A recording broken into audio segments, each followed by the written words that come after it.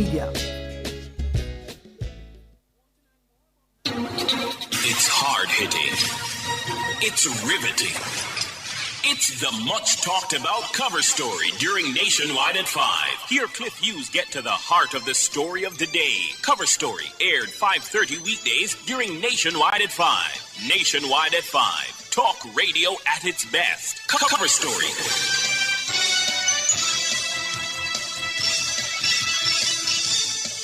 Cover Story is brought to you by JTA Credit Union, serving our members, impacting lives positively. Multilink, roll with control. Use Multilink, safe, fast, and accepted in more locations.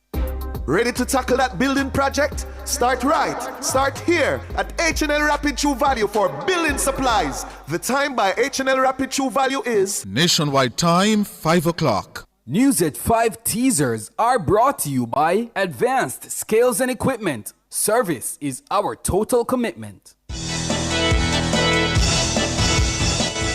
From the Nationwide News Network, comprehensive, incisive, tough. This is Nationwide at 5. Good afternoon, I'm Ricardo Brooks. And I'm Mahiri Stewart. In Nationwide News at this hour, as Christmas celebrations unfold, the public is being warned to be on alert for human traffickers.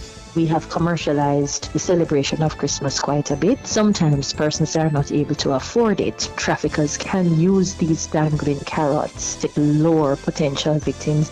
National Parent Teachers Association says decline in murders has made parents more comfortable sending children to school. The police will be out in full force tonight as thousands of shoppers descend on town centers for Grand Market. Economist says demand for hard currency following hurricane fueling money supply this Christmas. Licensing and rehabilitation issues delaying the resumption of rafting at Blue Lagoon in Portland. In news from the rest of the world, White House orders U.S. forces to focus on quarantine of Venezuelan oil over the next 2 months. Algerian law declares France's colonization a crime. In headline sports, Diallo on target as Cote d'Ivoire makes winning start to defense of AFCON. And later in our broadcast, in the cover story at 5:35, the Industry Minister, Senator Aubin Hale, will join us to review work done in the ministry this year and provide an outlook for 2026. In public opinion at 6:26, we ask, how will you be spending Christmas Day? Give us your comments by logging on to our Facebook page, Nationwide News Network,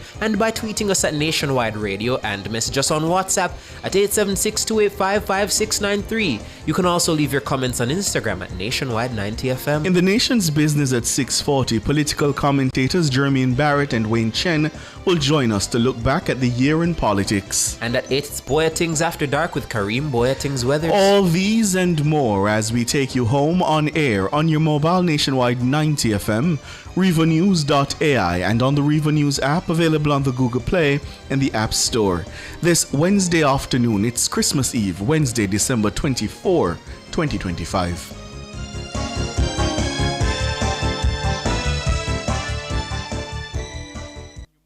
News at 5 teasers were brought to you by Advanced Scales and Equipment. Service is our total commitment. If it's news, it's got to be Nationwide 90 FM. And now to the details. As Christmas and New Year celebrations kick into high gear, the public is being warned to be on the alert for human traffickers seeking to exploit vulnerable individuals. The warning comes from National Rapporteur on Trafficking in Persons, Dan Gordon Harrison. She says periods of heightened travel, festivities, and financial pressure can create opportunities for traffickers to exploit unsuspecting victims. Shalois Michael reports. Human trafficking is the unlawful act of transporting or coercing people in order to benefit from their work or service. This typically takes the form of forced labor or sexual exploitation. According to Mrs. Gordon Harrison, the Yuletide season creates prime opportunities for traffickers to strike. In Christmas, for example, we have commercialized the celebration of Christmas quite a bit, and everybody wants, that new bedroom set or that new outfit or wants to go to that party. But sometimes persons are not able to afford it, and traffickers can use these dangling carrots to kind of lure potential victims into their web by offering offering to give them the ability for a fabulous job that will multiply their ability to earn. And so persons who are vulnerable sometimes are exploited. Mrs. Gordon Harrison, who is also the country's children's advocate, says juveniles are particularly vulnerable. She pointed to a 2025 case involving a rideshare driver and a teenager, which is still before the court. He met a 16-year-old who had hired his services and discovered that she was in fact a runaway. And then, of course, he used that vulnerability to offer her a modeling contract with what he said was a business he had for a massage parlor. And that morphed into a sex trafficking exploitation experience for her. And it was several months later that a relative located her and the investigation was launched and she was eventually rescued. So not one that's directly linked to the Yuletide season, but one that again illustrates that we have all sorts of situations that arise right here in Jamaica that make trafficking a very real and present danger. The National Rapporteur on Human Trafficking is urging the public to be on the alert. Beware of your surroundings, that's one. It's not that we're seeing where persons in dark vehicles and hoodies are snatching persons. In fact, the majority of trafficking cases do not start in that way within our context. But what we need to be aware of are those offers that seem too good to be true, and also be very aware of the personal desires that we have sometimes that feel a desire for more. Because once that desire is very palpable, sometimes if you don't have the legitimate means to seek to satisfy it, that's when you fall into temptation and the worst happens. Shaloy Smichael for Nationwide News. Thanks, Shaloy. Now, President of the National Parent Teachers Association of Jamaica, the NPTAJ, Stuart Jacobs, says some parents are more comfortable sending their children out to school as a result of the significant decline in murders across the country. Mr. Jacobs was reacting to the recent crime statistics from the Jamaica Constabulary Force, JCF. Mahiri Stewart has that story. According to the JCF, Jamaica has witnessed a 17% reduction in overall crimes as 2025 enters its final days. Among the highlights for the force this year is a 43% drop in murders. Stuart Jacobs says that reduction in murders has made parents less anxious about sending their children to school. He says this is particularly true in the inner city. Overall effort from all stakeholders must be commended. It has created a comfort zone for parents sending their children out. Those who are living in the inner city where the Zozo is, they feel comfortable sending them out. Parents would wait until it was very bright, the sun was out, to send the kids out, to send them to school. And what was happening, there was a low turnout in some areas, and also they were reaching to school late, so they are no longer fearful of the darkness to go in and out of school. Mr. Jacobs says the decline in crimes also correlates with what he describes as a noticeable shift in incidents of violence in schools. What we have found is that the children are more relaxed coming from these areas. There is somewhat a steadying off, not a total decline, but a steadying off of violence in school among students as a result of that. It's not as profound as it used to be. They're not being affected by these murders that usually affect them for a while. Not necessarily because it's not their immediate family that have been murdered, but it might be someone in their neighborhood. The NPTAJ boss says criminals seeking to take advantage of commuting students have also been hampered due to the increased police presence in public spaces.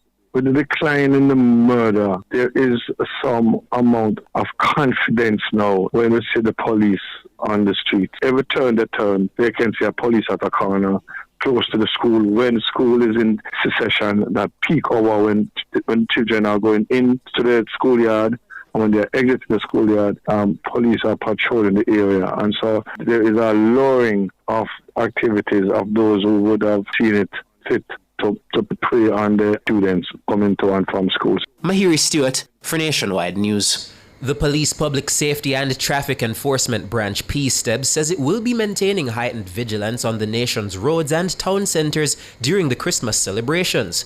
Assistant Commissioner of Police Gary McKenzie heads PSTEB.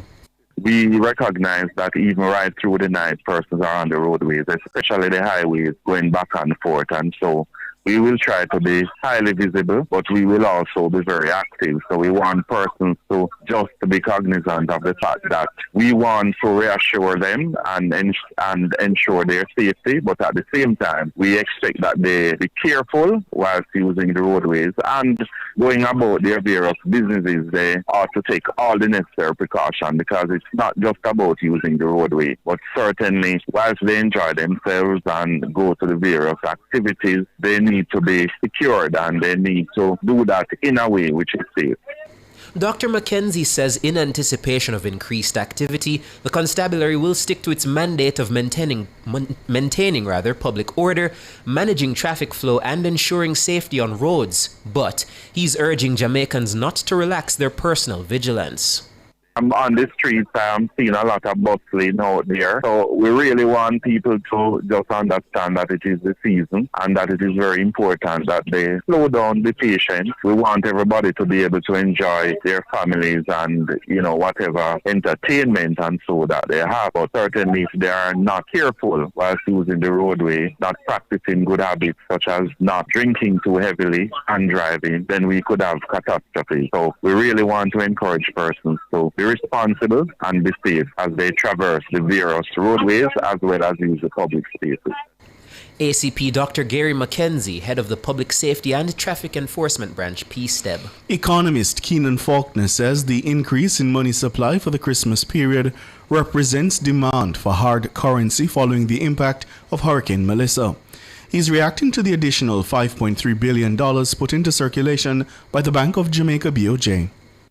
So the increase in currency in circulation is not only reflecting seasonal demand, but also other episodic factors, including the increased demand for cash in the aftermath of Hurricane Melissa, after several ABMs were offline, but now have been restored. Also, increased counter-cyclical remittance inflows in response to the crisis has augmented the demand for cash, and heightened inflation has also played a role, as this has increased the nominal value of cash in circulation. Finally, the uptick in spending on relief items has necessitated putting more cash into circulation. Keenan Faulkner, economist.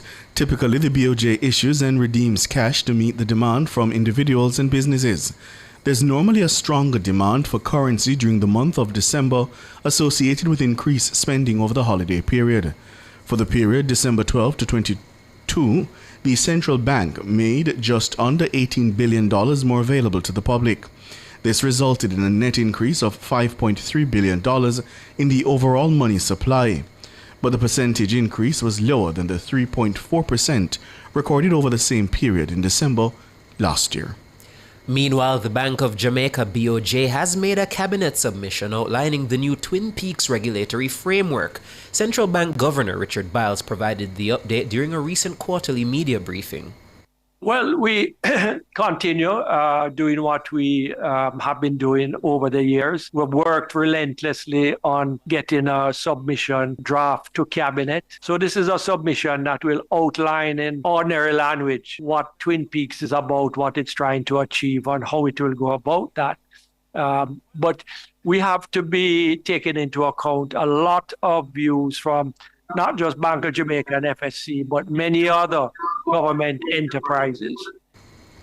The Twin Peaks framework refers to a major financial regulatory overhaul where the BOJ will handle prudential supervision of all financial institutions. The Financial Services Commission, FSC, will then be focused on market conduct and consumer protection, replacing the old sector-by-sector model for better oversight. The reform, which was announced by former Finance Minister Dr. Nigel Clarke, aims to enhance stability and consumer trust. Governor Biles says once Cabinet has reviewed the document, the legislation will be tabled in the House of Representatives. And so that has taken us quite a while to get all of the comments in and any differences of opinion to get those cleared up. We have, I believe, submitted to the Cabinet. After that begins the process of drafting the legislation. After that, it goes to House of Representatives and Senate. And so we are quite away from having it implemented. Richard Biles, Governor of the BOJ. You're listening to the news on Nationwide at 5. We'll have more after these.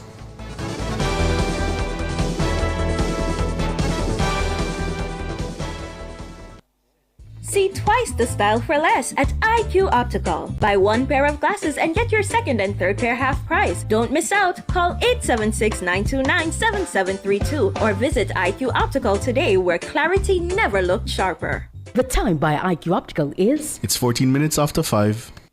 Termites, rodents, or birds infesting your home or office? Call Rentokil Initial, the pest expert, at 876-926-4236 for a free pest assessment island-wide. The temperature brought to you by Rentokil Initial is... It's 30 degrees Celsius in Kingston, 29 in Montego Bay. Attention motorists, it's time to switch to the T-Tag on Trans-Jam highways.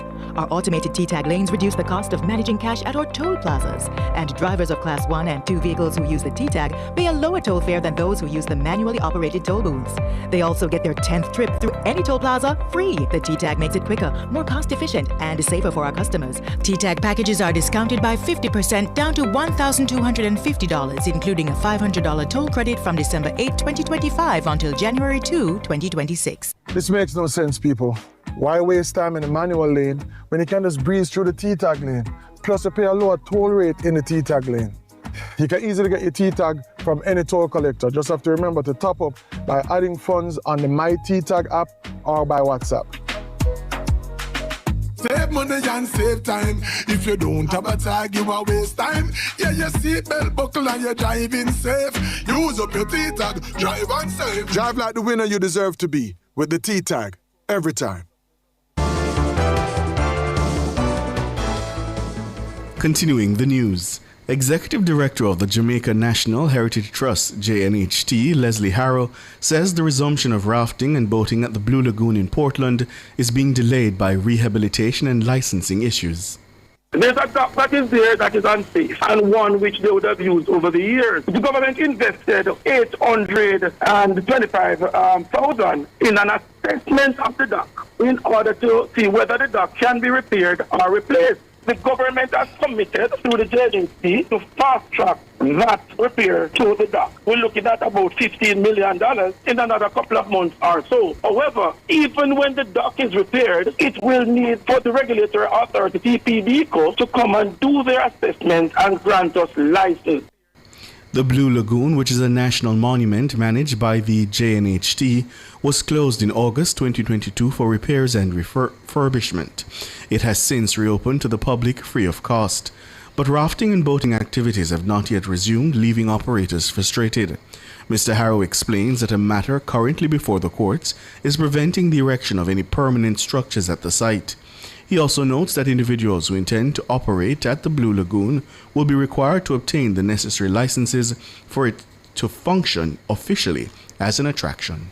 The rafting has to be regulated. We are trying to ensure we have a product that represents Jamaica. The Blue Lagoon Alliance, they are in agreement, right, in terms of the regulation, because we could not continue as we were. We have been trying through the JNHT to get the necessary license to operate. However, the property surrounding the lagoon is that of Sandals, as I indicated, and we have short-term license with them. In order for them to operate rafting and boating, which is non-motorized, we have to get an attraction license from TPDCO. There are certain things that must be in place to use before we can get that attraction license. Leslie Harrow there, the Executive Director of the JNHT. He was speaking during Cliff Hughes Online on Wednesday. Meanwhile, Director of Estate Management and Business Development at the JNHT, Darian McGann, says the attraction licenses and dock rehabilitation are expected to be resolved within the first half of next year.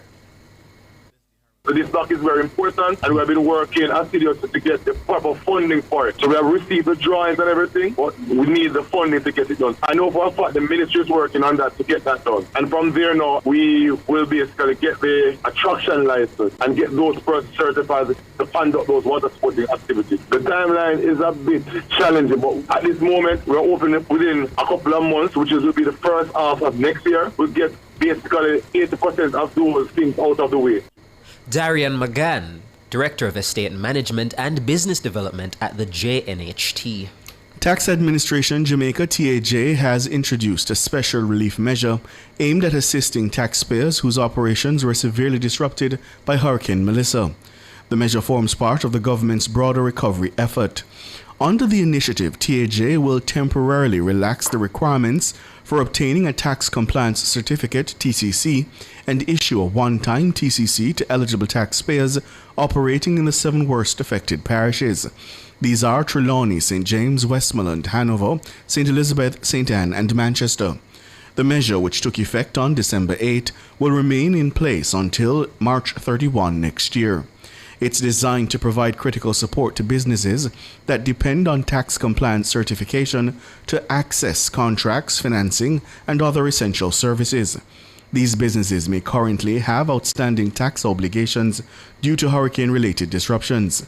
TAJ says the one-time TCC will allow qualifying businesses to continue operating and participating in economic activity during the recovery period. This is while they work to regularize their tax affairs. Eligible taxpayers in the named parishes are being encouraged to take advantage of the opportunity and apply for the one-time TCC to support their business recovery efforts. World in a Minute is brought to you by ABC Electrical Sales. We make things as easy as ABC. Hose assembly and supply, equipping Jamaica for success. And Charles O'Connor Consulting Network, COCN, driven by international accounting standards, modern technology, and integrity. The World in a Minute. The White House has ordered U.S. military forces to focus almost exclusively on enforcing the quarantine of Venezuelan oil for the next 2 months. The order comes amid heightened regional tensions following increased U.S. military presence in the Caribbean. On Wednesday, a U.S. official said the focus is to use economic pressure by enforcing sanctions to reach the White House's desired outcome. Earlier this month, the U.S. Coast Guard seized a supertanker carrying Venezuelan oil. It also attempted to intercept 2 other vessels linked to Venezuela over the weekend. The official says the efforts have put tremendous pressure on Venezuelan President Nicolas Maduro. The official says by late January, Venezuela will be facing an economic calamity unless it agrees to make significant concessions to the U.S. Algeria's parliament has unanimously passed a law declaring France's colonization of the North African state a crime. The law also demands an apology and reparations and criminalizes the glorification of colonialism. The vote is the latest sign of increasingly strained diplomatic relations between the two countries. France's colonization of Algeria between 1830 and 1962 was marked by mass killings, large-scale deportations, and ended in a bloody war of independence. Algeria says the war killed 1.5 million people, while French historians put the death toll much lower. Lawmakers wore scarves in the colors of the national flag and chanted "Long live Algeria" as they applauded the bill's passage through Parliament. France has not yet commented on the vote. World in a Minute was brought to you by ABC Electrical Sales. We make things as easy as ABC. Hose assembly and supply, equipping Jamaica for success. And Charles O'Connor Consulting Network, COCN, driven by international accounting standards, modern technology, and integrity.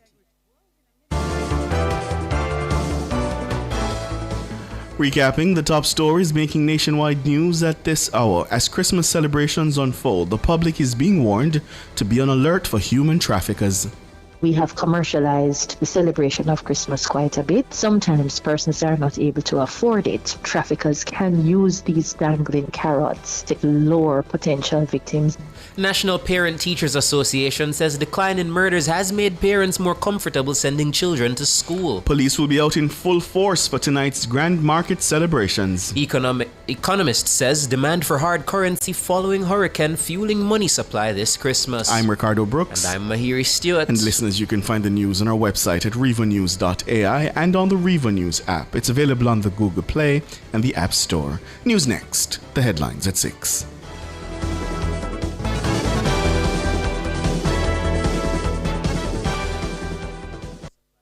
This makes no sense, people. Why waste time in the manual lane when you can just breeze through the T-tag lane? Plus, you pay a lower toll rate in the T-tag lane. You can easily get your T-tag from any toll collector. Just have to remember to top up by adding funds on the My T-tag app or by WhatsApp.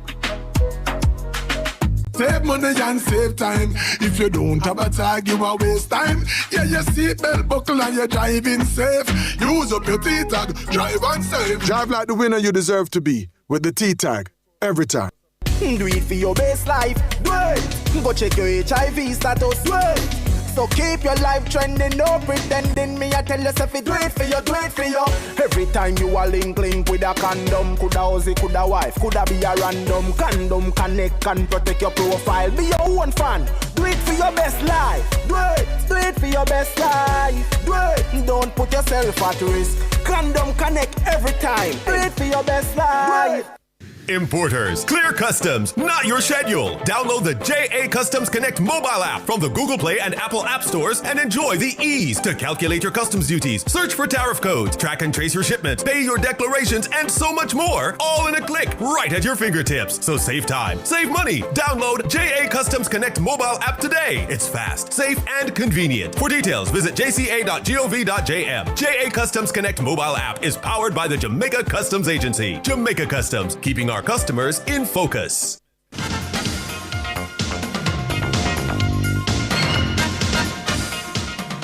Hello, good afternoon, and welcome to Sports here on Nationwide 90 FM. I'm Wayne Walker. Manchester United winger Amad Diallo scored 4 minutes into the second half as the Ivory Coast opened the defense of their African Cup of Nations title with a 1-0 victory over Mozambique at the Stade de Marrakech Stadium in Morocco on Wednesday. Do it. Floating one into the box. It could fall here, and a great chance, and it's the opener. Amad gets the defending champions up and running.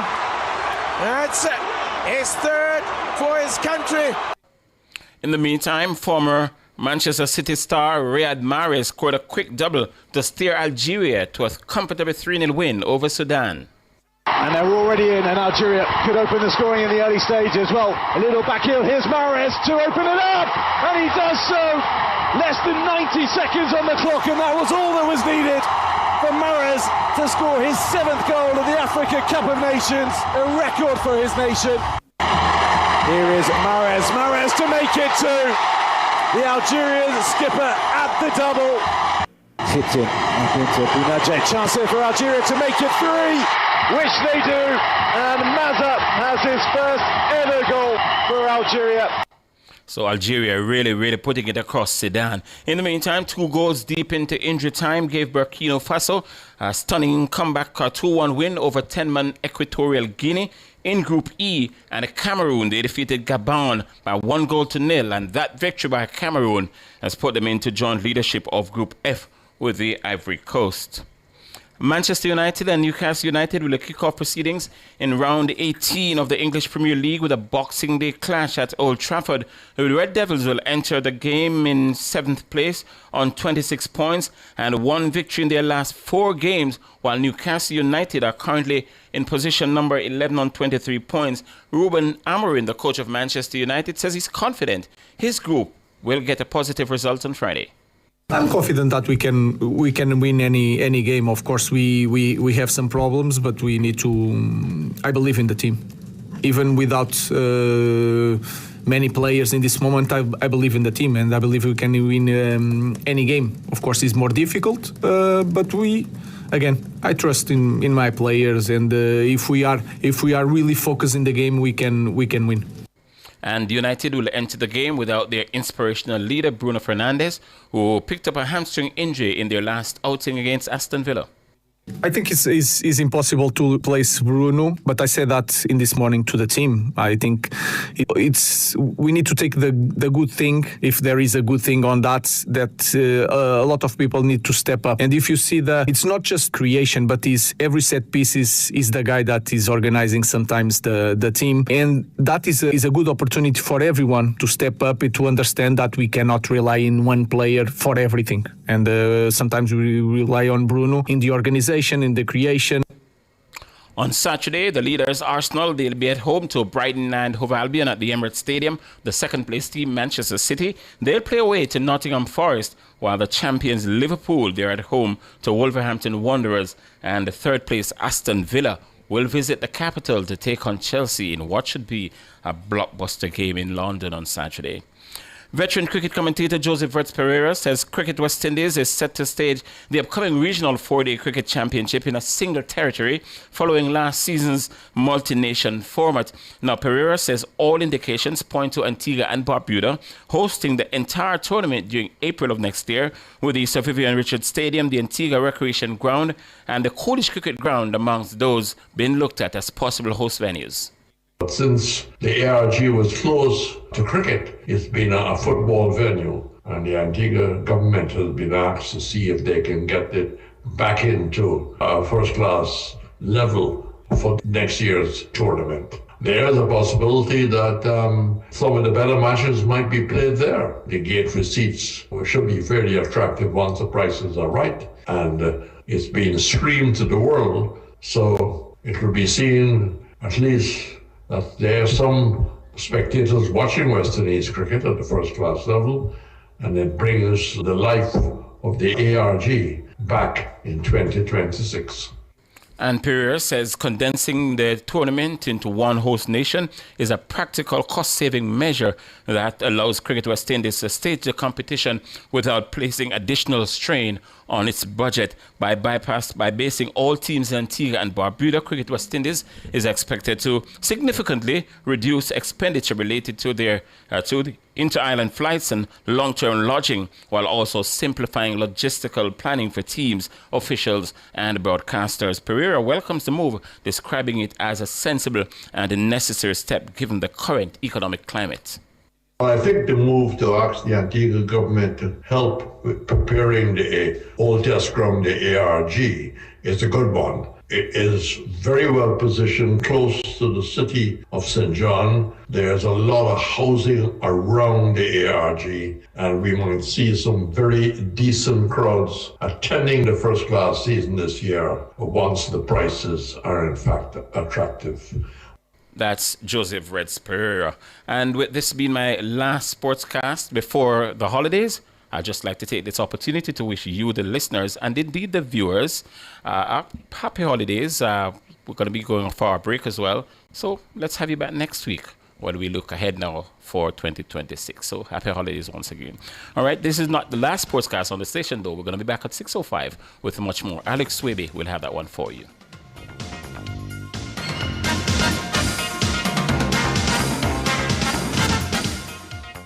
For all your custom framing, printing, graphic design, and purchase of art, Make It Frame Art Jamaica Limited, serving you for over 40 years. The time by Frame Art Jamaica is 5:31.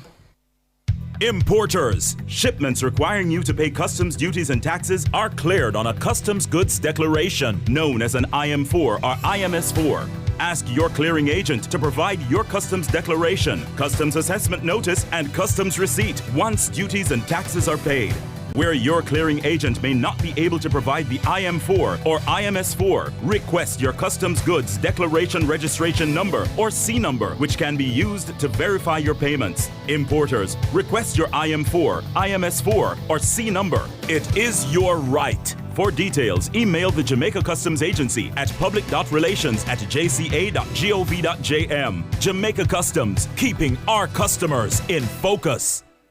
This holiday season, give yourself the gift that keeps on giving. Speed Queen washers and dryers from Singer. Speed Queen appliances are built to last, providing you with reliable performance and efficient cleaning season after season. And for a limited time only, receive free laundry basket and Woolite detergent with your Speed Queen purchase from Singer. This Christmas, get 6 months to pay the cash price, 12 months no interest, and up to 24 months credit. Visit Singer today and get the ultimate laundry solution. Merry Christmas from Singer. Charles O'Connor Consulting Network, COCN, is a financial reporting firm that delivers accounting and compliance services on time. Call us today at 876-908-0486-7. Email us at clientservices@cocnjamaica.com or visit our website at www.cocnjamaica.com. COCN, driven by international accounting standards, modern technology, and integrity. Attention motorists, it's time to switch to the T-Tag on Trans-Jam highways. Vehicles using the automated T-Tag lane are processed in seconds, so you can pass through the toll plazas far quicker. The T-Tag makes it quicker, more cost-efficient, and safer for our customers. So switch to the T-Tag today and experience the convenience. T-Tag packages are discounted by 50% down to $1,250, including a $500 toll credit from December 8, 2025 until January 2, 2026. This makes no sense, people. Why waste time in the manual lane when you can just breeze through the T-Tag lane? Plus, you pay a lower toll rate in the T-Tag lane. You can easily get your T-Tag from any toll collector. Just have to remember to top up by adding funds on the My T-Tag app or by WhatsApp. Save money and save time. If you don't have a tag, you will waste time. Yeah, your seatbelt buckle and you're driving safe. Use up your T-Tag, drive on safe. Drive like the winner you deserve to be with the T-Tag every time. This Christmas, choose life. As we recover from Hurricane Melissa's devastation, we're reminded that life is fragile. Pedestrians, stay alert. Drivers, slow down. Rest if you're tired, and never drink and drive. One careless decision can change a family forever. Let's have a safe and prayerful Christmas and a crash-free 2026.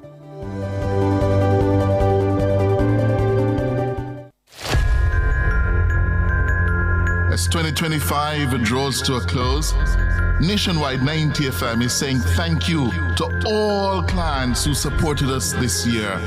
We value each and every one of you.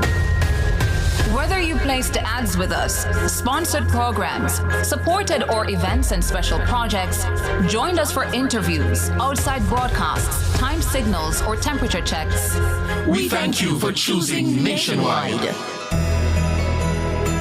To our loyal listeners and viewers, members of the extended 4% family, thank you for standing with Team Revolution. Thank you for tuning in, logging on, sharing your voices, and being part of the conversation all year long. Because of you, we continue to inform, empower, educate, entertain, and connect Jamaica. From all of us at Nationwide 90 FM, we wish you a Merry Christmas and a prosperous New Year. Nationwide 90 FM, your voice.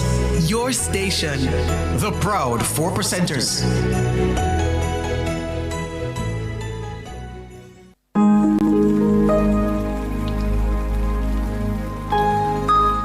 Season's greetings.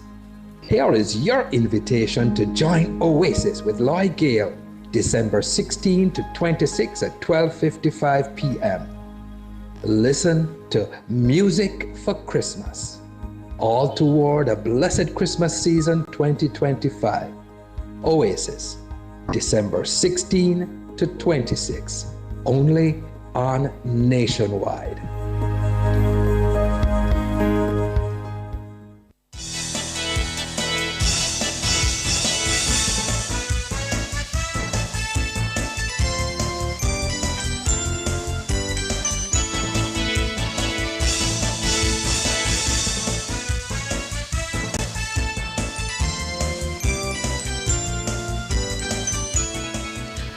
Good afternoon to you. Thank you so much for joining us here on Nationwide at 5. I'm Ricardo Brooks. Good evening. Hi, Prof. How you do? I am lovely. It's Christmas. How are you, Ricardo? I'm doing all right. Happy Christmas to you.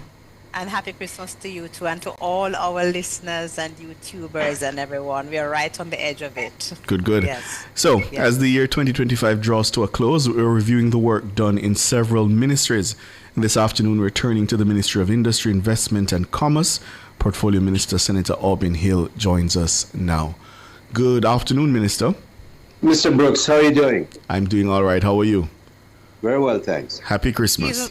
Season's greetings, Minister. How are you? Yes. And who is your co-host, Ricardo? Professor Donna Hope. All right, Prof. Good to hear you. Yes. All right, Minister, I want to start with Hurricane Melissa.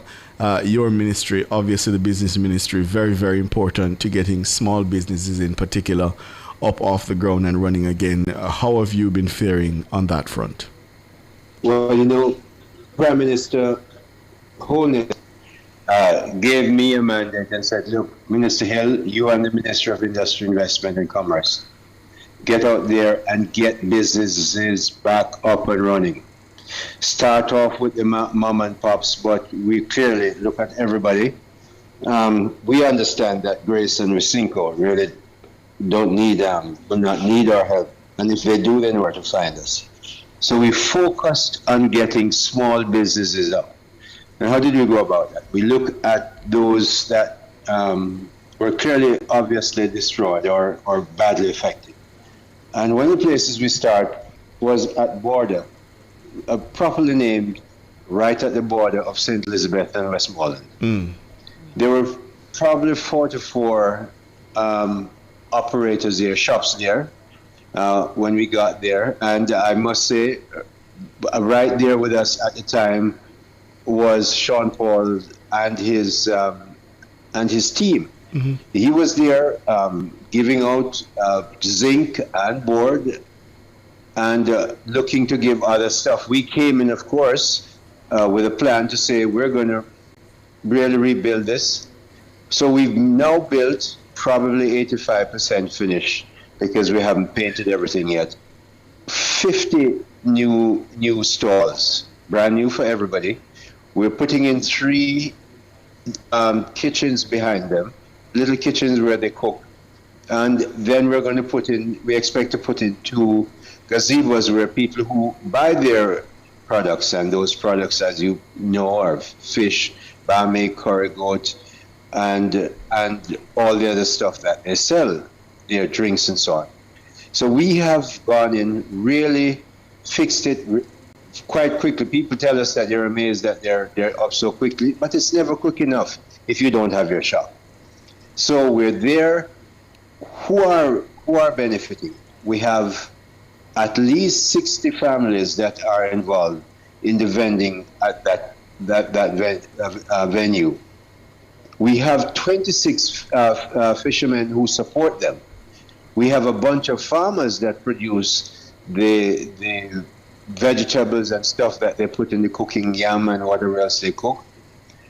And we have bathrooms that were not bad, but we have worked with the owner, Victor, to improve them significantly so that the vendors and clients can have proper bathroom facilities. And we're making sure none of the water that runs off either from the kitchens or clearly would have been used in the bathroom across the road will go into the sea.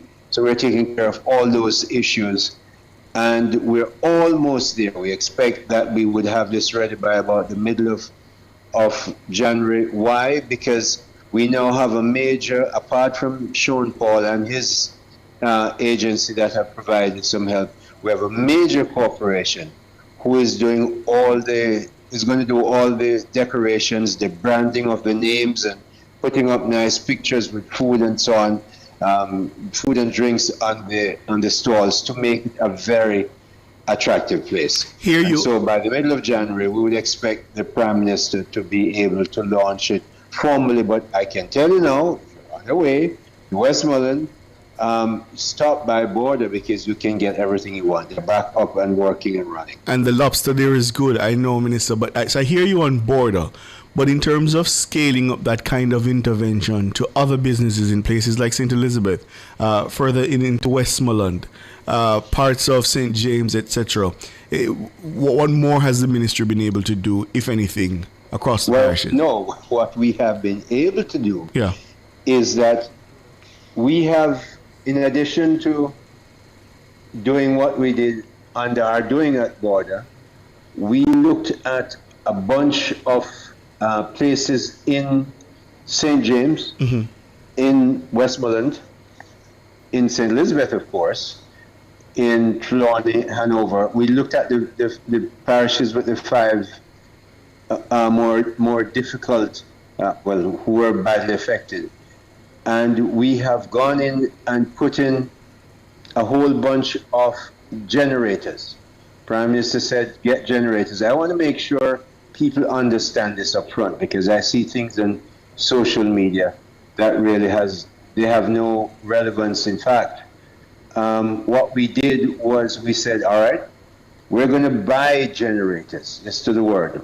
We at the Ministry of Industry, Investment and Commerce are going to buy generators.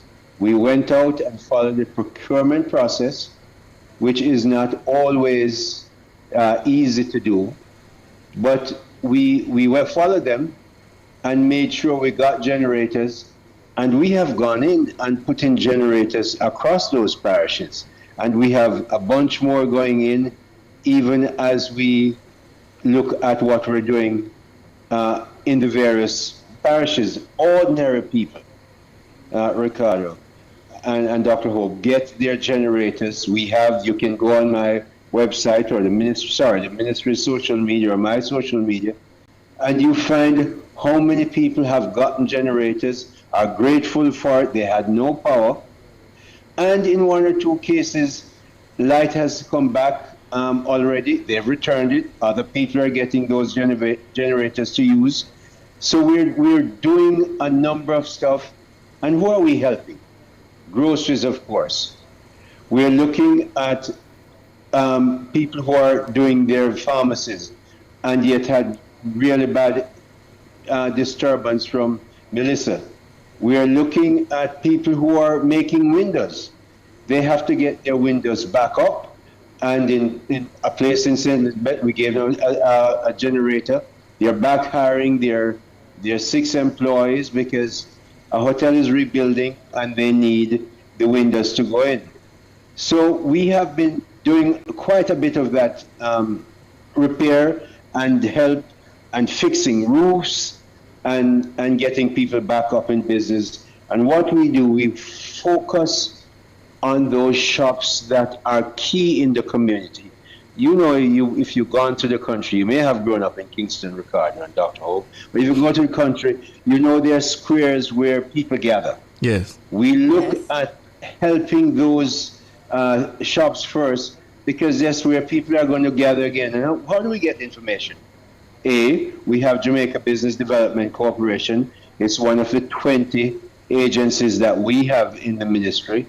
We get information, most importantly, from the distributors. The Wisinkos, the Grace, Jamaica Brothers Group, Lasco, all of these people, because they know the people who have been in business and are able to get back up quickly or were at the center of communities. And so we work with them to make sure that we get the right people, get them back up and ready. And all this we do at no cost to the owners of these businesses. Just get them back up and running, and that exercise continues even on Christmas Eve. Hold it there for me, Minister, up on a break. Let's take the break. I want to come back with 2 points. The point of resilience in terms of how these businesses are rebuilding, and the matter of that vexed matter of procurement after the break.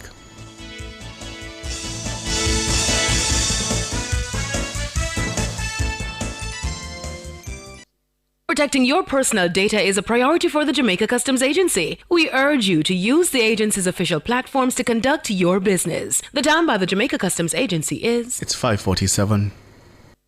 Bolder, richer, spicier. Experience a new expression. Appleton Estates Limited Edition Spanish Sherry Cask Collection. A Jamaican rum aged in sherry casks, creating a unique and rich flavor profile, making it the perfect gift. When you select Appleton Estate, you're gifting the extraordinary. Gift one today. Land on the extraordinary with Appleton Estate Spanish Sherry Limited Edition. Gift one today. Must be 18 years or older to drink. Drink and gift responsibly. This holiday season, give yourself the gift that keeps on giving. Speed Queen washers and dryers from Singer. Speed Queen appliances are built to last, providing you with reliable performance and efficient cleaning season after season. And for a limited time only, receive free laundry basket and Woolite detergent with your Speed Queen purchase from Singer. This Christmas, get 6 months to pay the cash price, 12 months no interest, and up to 24 months credit. Visit Singer today and get the ultimate laundry solution. Merry Christmas from Singer.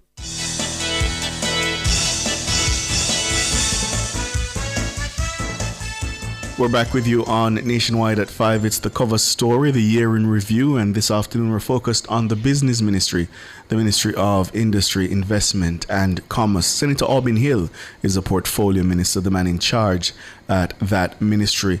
Before the break, outlining what has been done so far in terms of helping businesses to get back on their feet, especially those who are at the center of a lot of community activity. And as I listened to you, Minister, I was thinking to myself, resilience has to be part of the calculation now as we help these businesses get back on their feet. Has that been factored in? You know, it's amazing. When I go to these places, and let's talk about Border where we're building those shops. And, you know, I said, look, we're going to build this back for you. We're going to name it back for you, brand it. You're going to get it all nicely painted. We make sure the shops are better in that we put in a cement grounding and insist and make sure the shops are fitted in the cement. And we put hurricane straps on the roof to make them stronger. And we do that. And they say, you know, thank you so much. Thank you to the government for coming with this. At the beginning, they said, but you know something? We have no zinc on our roof. And I'm talking about St. Elizabeth, where in Parity, everything was just blown down. As you can see, the places, the nudity of even trees at the time, now they just bring it back. And at the end of every conversation, Ricardo and Dr. Hope, they said, but you know what? We have life. We're working out here to get our kids back into school.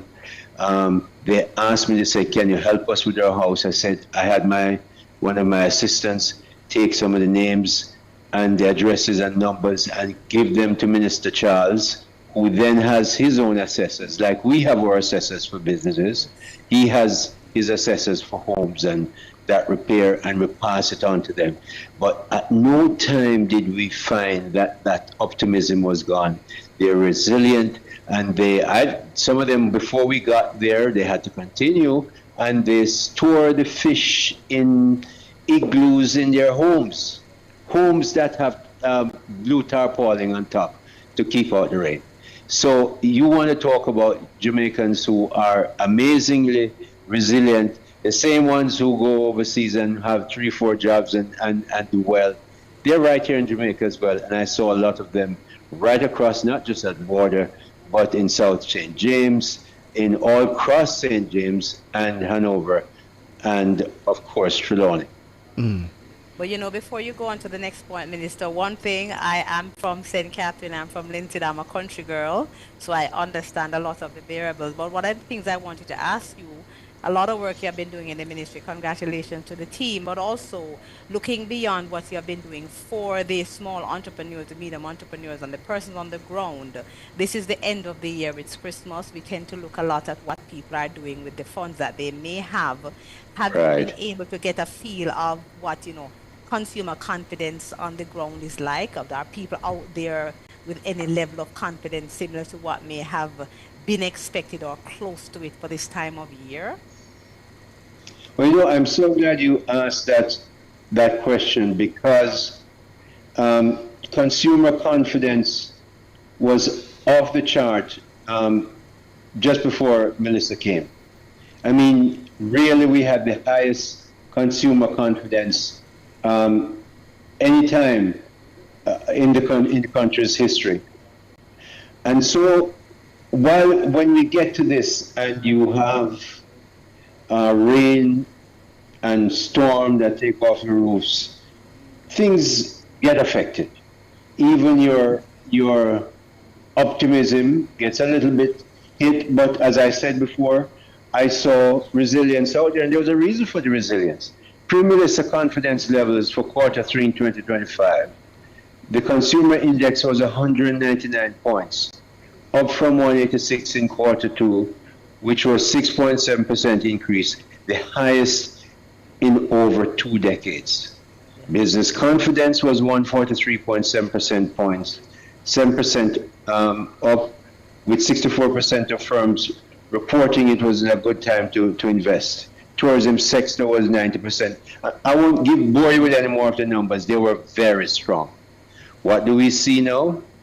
Clearly, the Bank of Jamaica has put out the money for Christmas, so there's money in the system to work.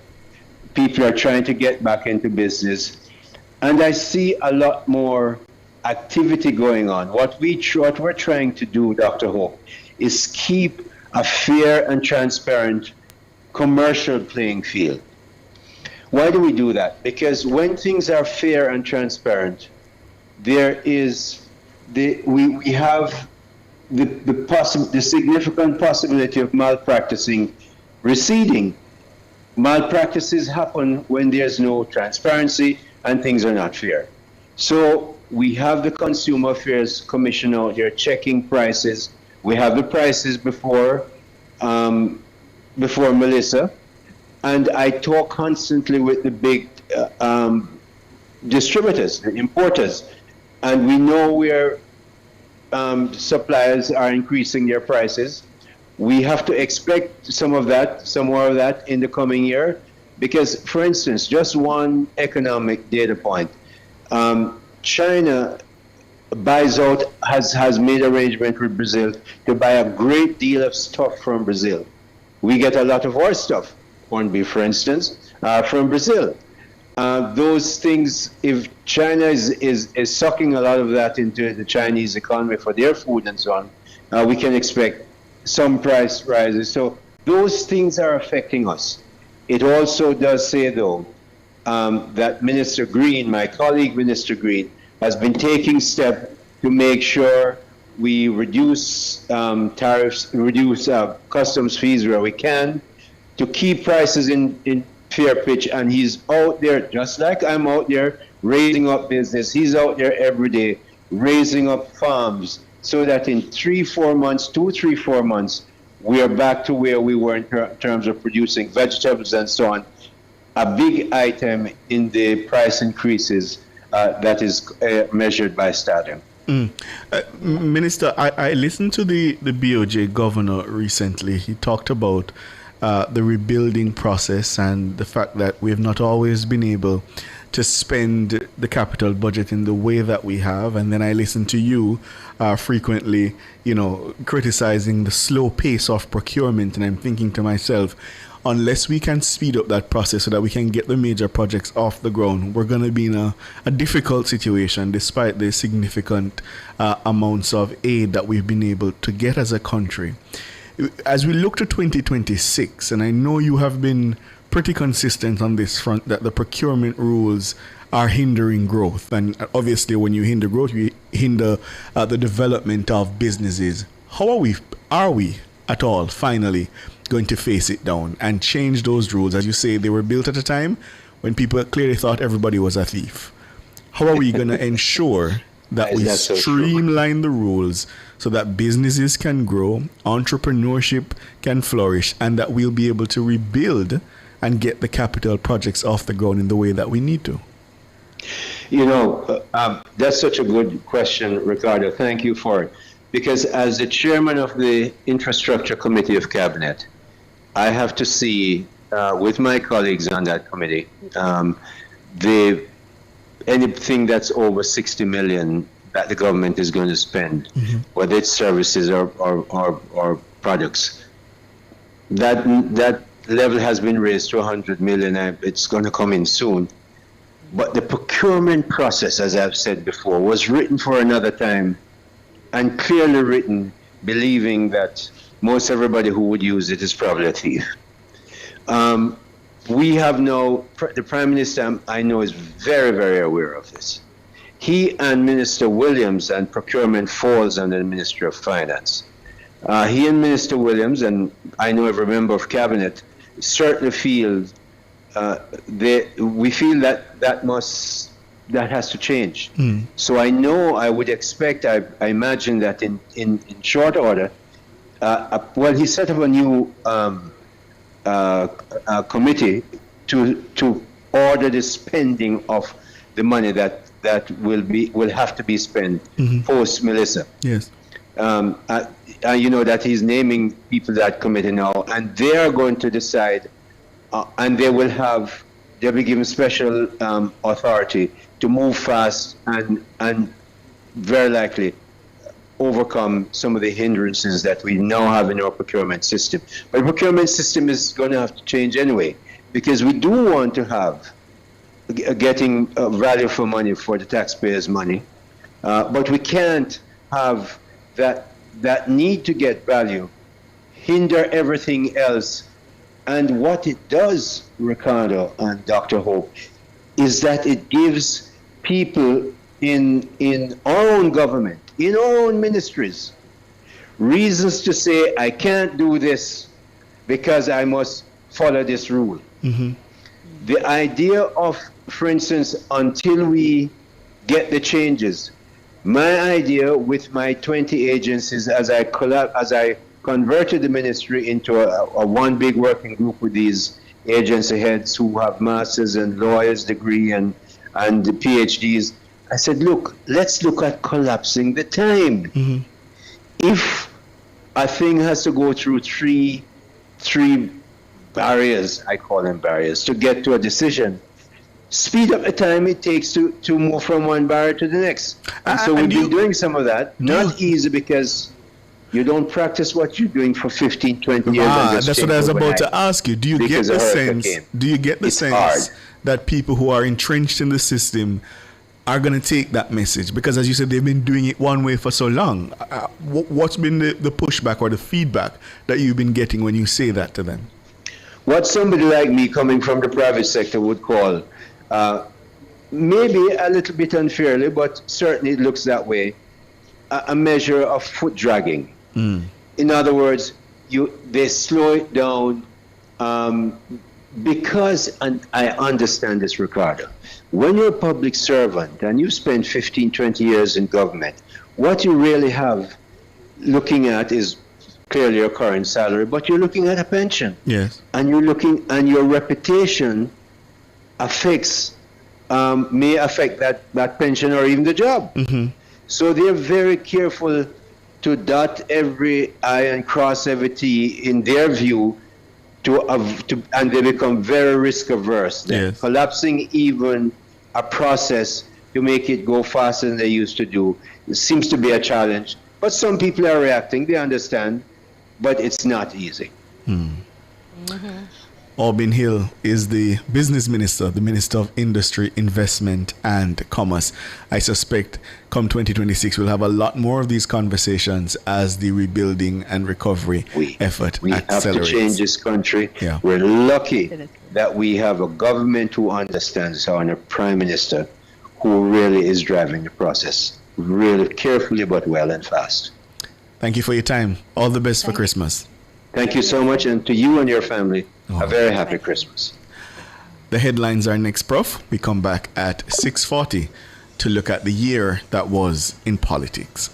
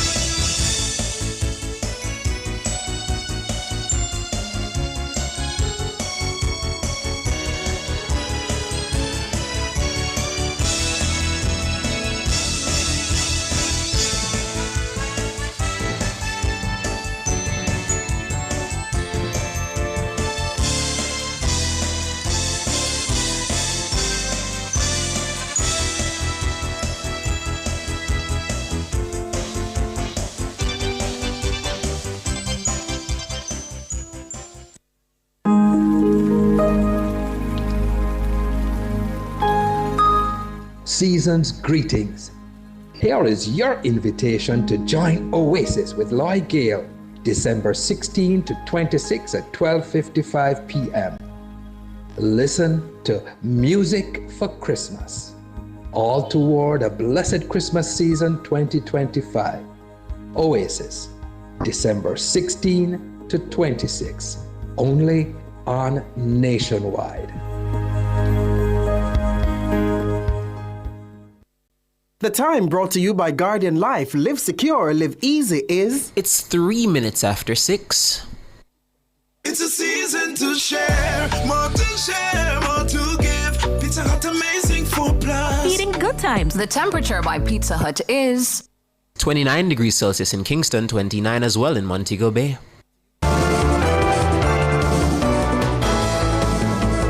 Nationwide headlines at 6. Good evening with the headlines at 6. I'm Mahiri Stewart. As Christmas and New Year celebration kick into high gear, the public is being warned to be on alert for human traffickers seeking to exploit vulnerable individuals. The warning comes from National Rapporteur on Trafficking in Persons, Diane Gordon Harrison. According to Mrs. Gordon Harrison, the Yuletide season creates prime opportunities for traffickers to strike. We have commercialized the celebration of Christmas quite a bit, and everybody wants, that new bedroom set or that new outfit or wants to go to that party. But sometimes persons are not able to afford it, and traffickers can use these dangling carrots to kind of lure potential victims into their web by offering to give them the ability for a fabulous job that will multiply their ability to earn. And so persons who are vulnerable sometimes are exploited. Human trafficking is the unlawful act of transporting or coercing people in order to benefit from their work or service. This typically takes the form of forced labor or sexual exploitation. Mrs. Gordon Harrison is urging the public to be on the alert. Beware of your surroundings, that's one. It's not that we're seeing where persons in dark vehicles and hoodies are snatching persons. In fact, the majority of trafficking cases do not start in that way within our context. But what we need to be aware of are those offers that seem too good to be true, and also be very aware of the personal desires that we have sometimes that feel a desire for more. Because once that desire is very palpable, sometimes if you don't have the legitimate means to seek to satisfy it, that's when you fall into temptation and the worst happens. Diane Gordon Harrison, National Rapporteur on Trafficking in Persons. President of the National Parent Teachers Association of Jamaica, NPTAJ, Stuart Jacobs, says some parents are more comfortable sending their children out to school as a result of the significant decline in murders across the country. The overall effort from all stakeholders must be commended. It has created a comfort zone for parents sending their children out. Those who are living in the inner city where the Zozo is, they feel comfortable sending them out. Parents would wait until it was very bright, the sun was out, to send the kids out, to send them to school. And what was happening, there was a low turnout in some areas, and also they were reaching to school late, so they are no longer fearful of the darkness to go in and out of school. According to the JCF, Jamaica has witnessed a 17% reduction in overall crimes as 2025 enters its final days. Among the highlights for the force this year is a 43% drop in murders. The NPTAJ boss says criminals seeking to take advantage of commuting students have also been hampered due to the increased police presence in public spaces. With the decline in the murder, there is some amount of confidence now when we see the police on the street. Every turn they turn, they can see a police at a corner close to the school. When school is in session, that peak hour when children are going into the schoolyard, and when they're exiting the schoolyard, police are patrolling the area. And so there is a lowering of activities of those who would have seen it fit to prey on the students coming to and from schools. Stuart Jacobs, president of the NPTAJ. The Police Public Safety and Traffic Enforcement Branch, PSTEB, says it will be maintaining heightened vigilance on the nation's roads and town centres during the Christmas celebrations. Assistant Commissioner of Police Dr. Gary McKenzie heads PSTEB. We recognize that even right through the night, persons are on the roadways, especially the highways, going back and forth. And so we will try to be highly visible, but we will also be very active. So we want persons to just to be cognizant of the fact that we want to reassure them and ensure their safety, but at the same time, we expect that they be careful whilst using the roadways and going about their various businesses. They ought to take all the necessary precaution, because it's not just about using the roadway, but certainly whilst they enjoy themselves and go to the various activities, they need to be secured and they need to do that in a way which is safe. Dr. Mackenzie says in anticipation of increased activity, the constabulary will stick to its mandate of maintaining public order, managing traffic flow, and ensuring safety on roads. But he's urging Jamaicans not to relax their personal vigilance. On the streets, I'm seeing a lot of bustling out there. So we really want people to just understand that it is the season and that it is very important that they slow down, be patient. We want everybody to be able to enjoy their families and, whatever entertainment and so that they have. But certainly if they are not careful whilst using the roadway, not practicing good habits such as not drinking too heavily and driving, then we could have catastrophe. So we really want to encourage persons to be responsible and be safe as they traverse the various roadways as well as use the public spaces. ACP Dr. Gary Mackenzie, head of the Public Safety and Traffic Enforcement Branch, PSTEB. Economist Keenan Faulkner says the increase in money supply for the Christmas period represents demand for hard currency following the impact of Hurricane Melissa. He's reacting to the additional $5.3 billion put into circulation by the Bank of Jamaica, BOJ. So the increase in currency in circulation is not only reflecting seasonal demand, but also other episodic factors, including the increased demand for cash in the aftermath of Hurricane Melissa, after several ABMs were offline, but now have been restored. Also, increased counter-cyclical remittance inflows in response to the crisis has augmented the demand for cash, and heightened inflation has also played a role, as this has increased the nominal value of cash in circulation. Finally, the uptick in spending on relief items has necessitated putting more cash into circulation. Keenan Faulkner, economist. Now, typically the BOJ issues and redeems cash to meet the demand from individuals and businesses. There's normally a stronger demand for currency during the month of December associated with increased spending over the holiday period. For the period December 12 to 22, the central bank made just under $18 billion more available to the public. This resulted in a net increase of $5.3 billion in the overall money supply, but the percentage increase was lower than the 3.4% recorded over the same period in December 2024. Those are the headlines at 6. I'm Mahiri Stewart. Season's greetings.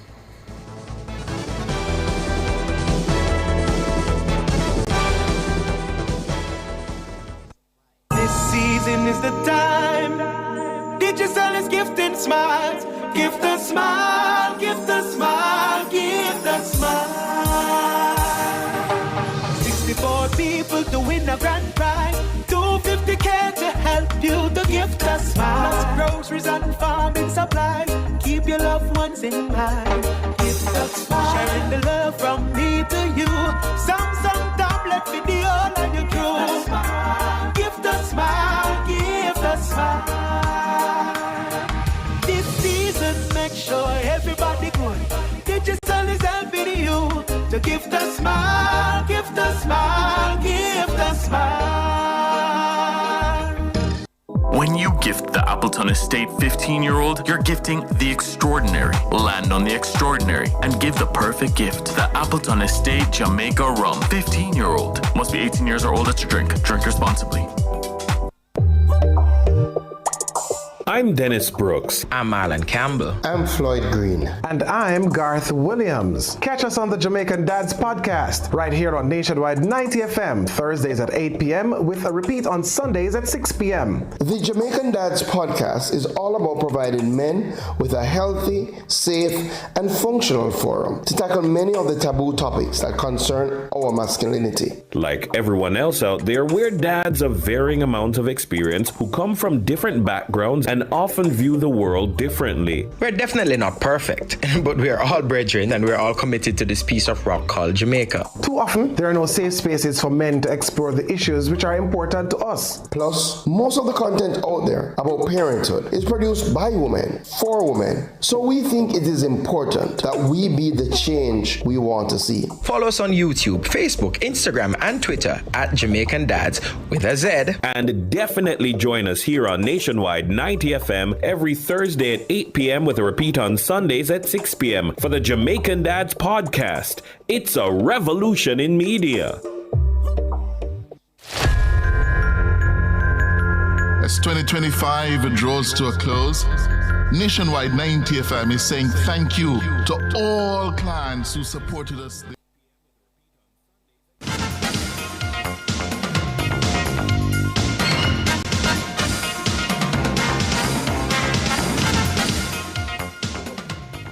Even with your sports, I am Alex, baby.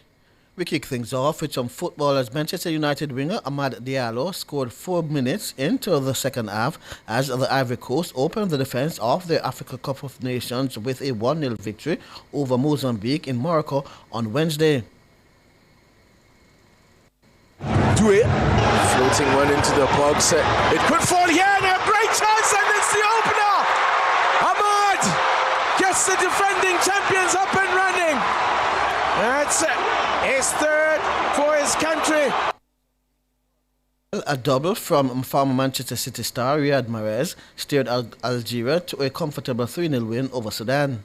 And they're already in, and Algeria could open the scoring in the early stage as well. A little back heel, here's Mahrez to open it up, and he does so. Less than 90 seconds on the clock, and that was all that was needed for Mahrez to score his 7th goal of the Africa Cup of Nations, a record for his nation. Here is Mahrez to make it 2. The Algerian skipper at the double.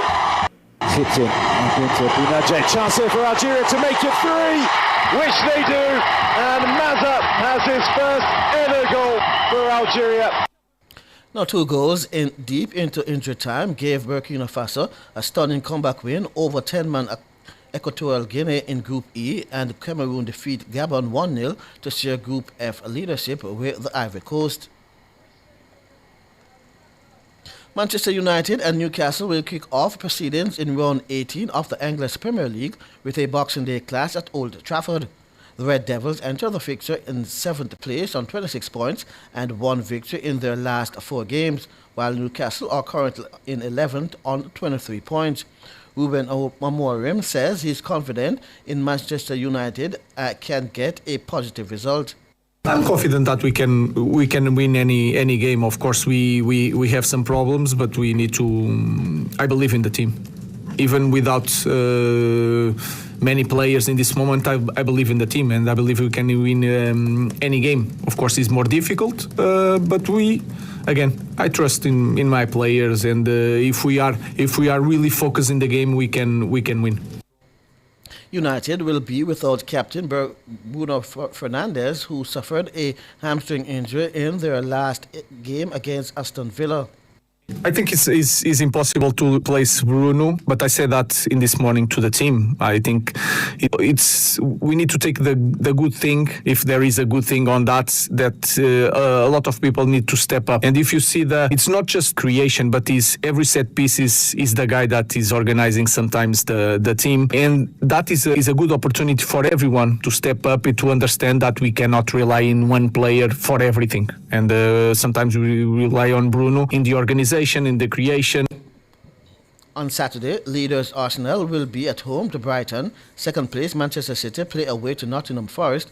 Champions Liverpool are at home to Wolverhampton Wanderers, and third place Aston Villa visit Chelsea.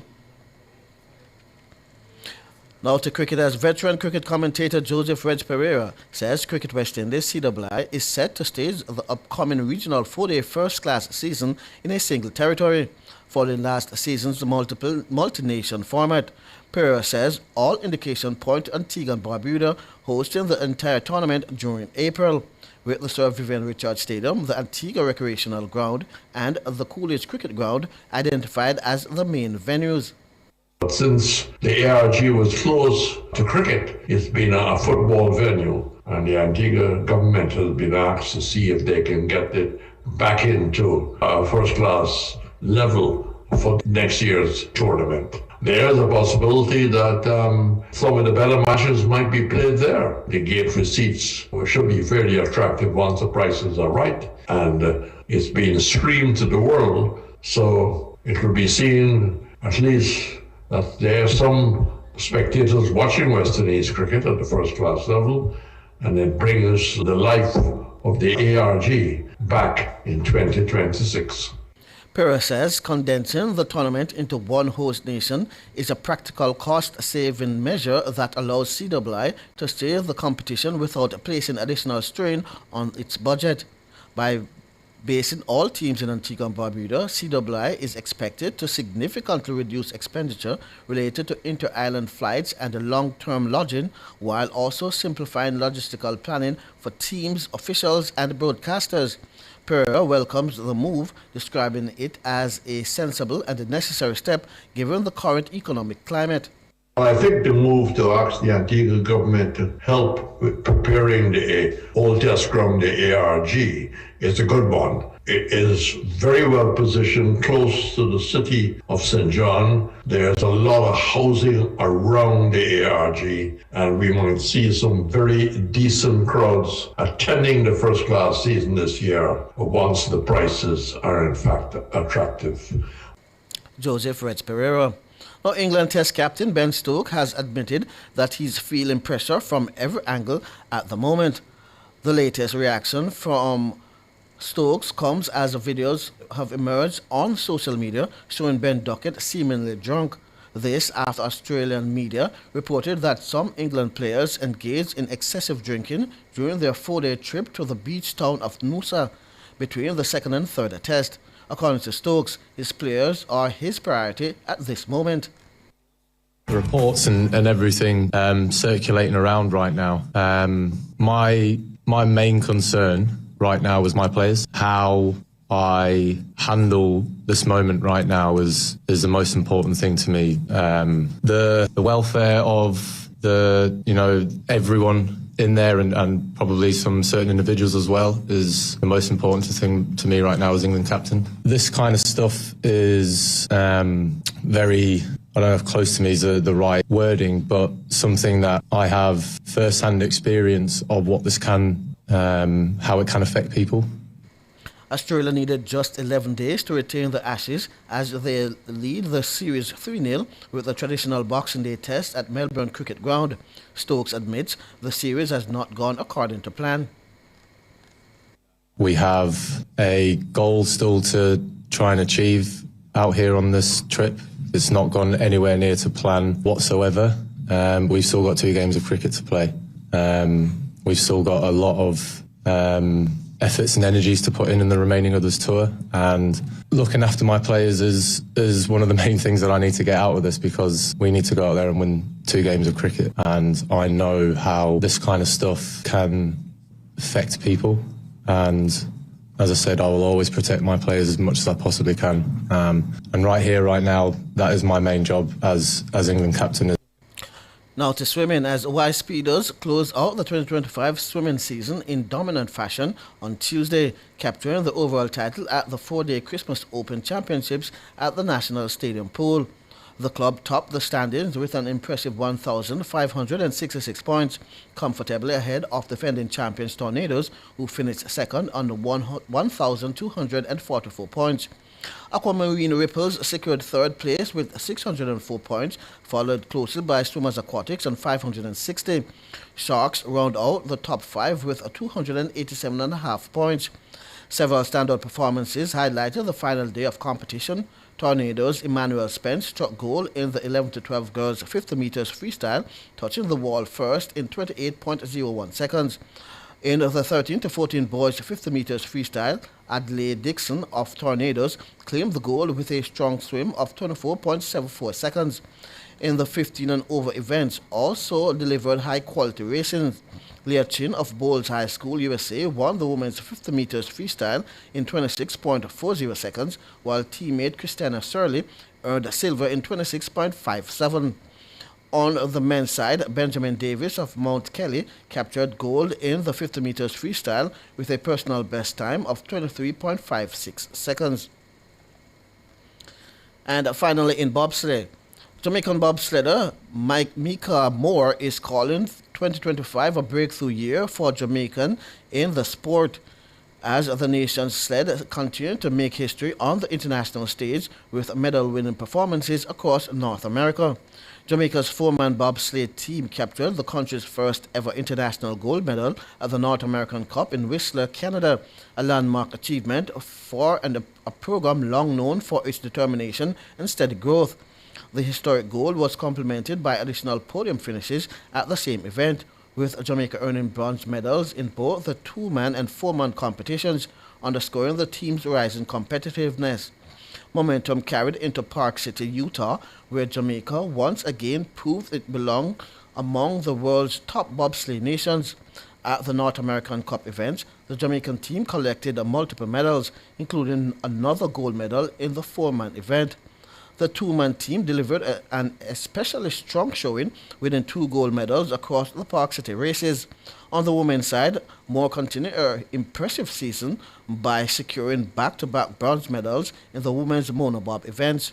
Speaking on the Mr. Analyst podcast, the UK-based Moore says, adding to Jamaica's growing medal count and highlighting the country's expanding presence across multiple bobsleigh disciplines shows the country's growth in the sport.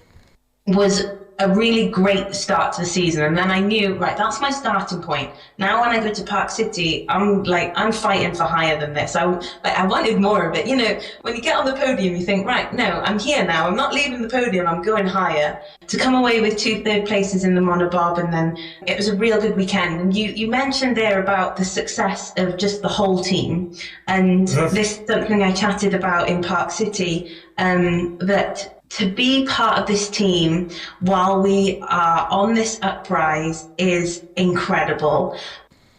Micah Moore. And with that, I just want to say Merry Christmas and a Happy New Year to all the listeners and viewers. And just to remind you that Christmas is the reason for the season. I'm Alex Swiby, and that's your sports.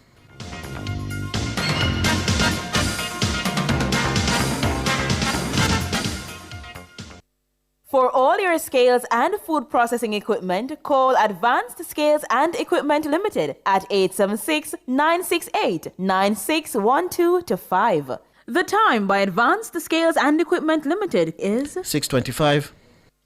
Bolder, richer, spicier. Experience a new expression. Appleton Estates Limited Edition Spanish Sherry Cask Collection. A Jamaican rum aged in sherry casks, creating a unique and rich flavor profile, making it the perfect gift. When you select Appleton Estate, you're gifting the extraordinary. Gift one today. Land on the extraordinary with Appleton Estate Spanish Sherry Limited Edition. Gift one today. Must be 18 years or older to drink. Drink and gift responsibly. Attention motorists, it's time to switch to the T-Tag on Trans-Jam highways. The T-Tag system reduces the amount of cash handled at our toll plazas and makes it safer for our staff and motorists at the toll booths. The T-Tag makes it quicker, more cost-efficient, and safer for our customers. So switch to the T-Tag today and experience the convenience. T-Tag packages are discounted by 50% down to $1,250, including a $500 toll credit from December 8, 2025 until January 2, 2026. This makes no sense, people. Why waste time in the manual lane when you can just breeze through the T-Tag lane? Plus, you pay a lower toll rate in the T-Tag lane. You can easily get your T-Tag from any toll collector. Just have to remember to top up by adding funds on the My T-Tag app or by WhatsApp. Save money and save time. If you don't have a tag, you will waste time. Yeah, your seatbelt buckle and you're driving safe. Use up your T-Tag, drive on safe. Drive like the winner you deserve to be with the T-Tag every time.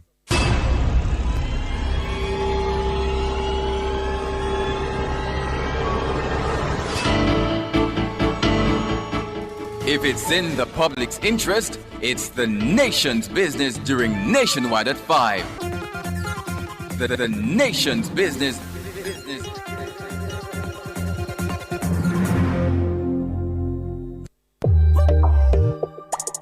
I'm Dennis Brooks. I'm Alan Campbell. I'm Floyd Green. And I'm Garth Williams. Catch us on the Jamaican Dads podcast right here on Nationwide 90 FM, Thursdays at 8 p.m. with a repeat on Sundays at 6 p.m. The Jamaican Dads podcast is all about providing men with a healthy, safe, and functional forum to tackle many of the taboo topics that concern our masculinity. Like everyone else out there, we're dads of varying amounts of experience who come from different backgrounds and often view the world differently. We're definitely not perfect, but we are all brethren and we're all committed to this piece of rock called Jamaica. Too often, there are no safe spaces for men to explore the issues which are important to us. Plus, most of the content out there about parenthood is produced by women, for women. So we think it is important that we be the change we want to see. Follow us on YouTube, Facebook, Instagram, and Twitter at Jamaican Dads with a Z. And definitely join us here on Nationwide 90 FM every Thursday at 8 p.m. with a repeat on Sundays at 6 p.m. for the Jamaican Dads podcast.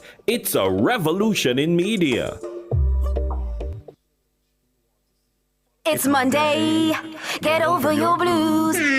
Or Tuesday, Wednesday, Thursday, Friday, the E-Zone is here for you. With this thing of Honey Bee and Curry Boyatings from 3 to 5 p.m. on Nationwide 90 FM. We've got your entertainment news. Then we want to hear your views. Why you said? Jump in the mix. Or the hot seat. Don't miss our brain busters. Or the crazy giveaways. Let's talk fashion. Send us your outfit of the day. Ooh, cutesy. Very demure. Are you looking for love? Come on one of our blind dates. Send your request to ezoneblindates@gmail.com. That's ezoneblindates@gmail.com. And stay tuned for your confessions. These are my confessions. Share them with us at ezoneconfessions@yahoo.com. I mean, is this planet Earth? Is it? I don't know. Let me check. Either way, it's got a buzz. And a bugger thing. Ow! Ow! Public Opinion is brought to you by Cleasing Industrial Supplies Limited, Industrial Automation and Control Solutions.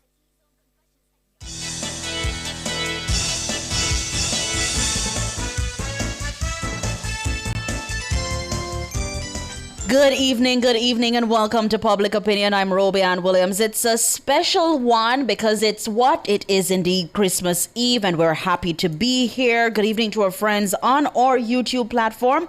Thank you so much for tuning in. We invite you to weigh in live in the comment section on today's Public Opinion. And because it's Christmas Eve, we want to fasten on a business, and we want to know how will you be spending Christmas Day? That's the Public Opinion question.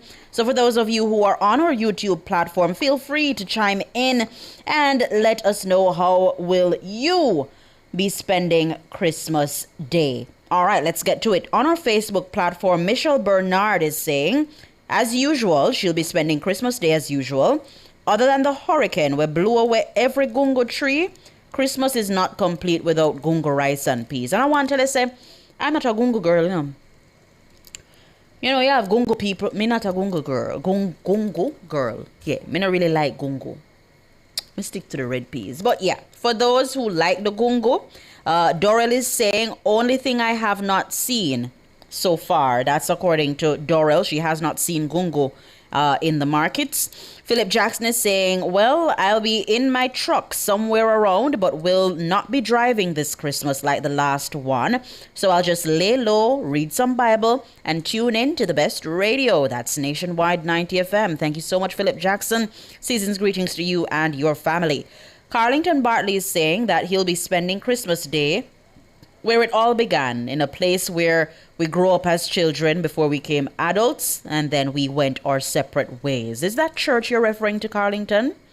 Rajay is saying Future Lee is saying Christmas is his favorite holiday after his birthday, celebrated with family dinner where only men will cook. You know, kudos to your family, Rajay, where only men will cook. I love that. Because sometimes, you know, we want a break. We women, we want a break from the kitchen. So Rajay is saying only men will cook, and he's preparing curry oxtail, jerk pork and chicken, and have already made eggnog and sorrel. And he's wishing a Merry Christmas to the brilliant journalists of Nationwide and the NNN family. And he's saying one love from Rajay. Big up yourself, Rajay. And I hope and pray that all of the food we are cook tastes good.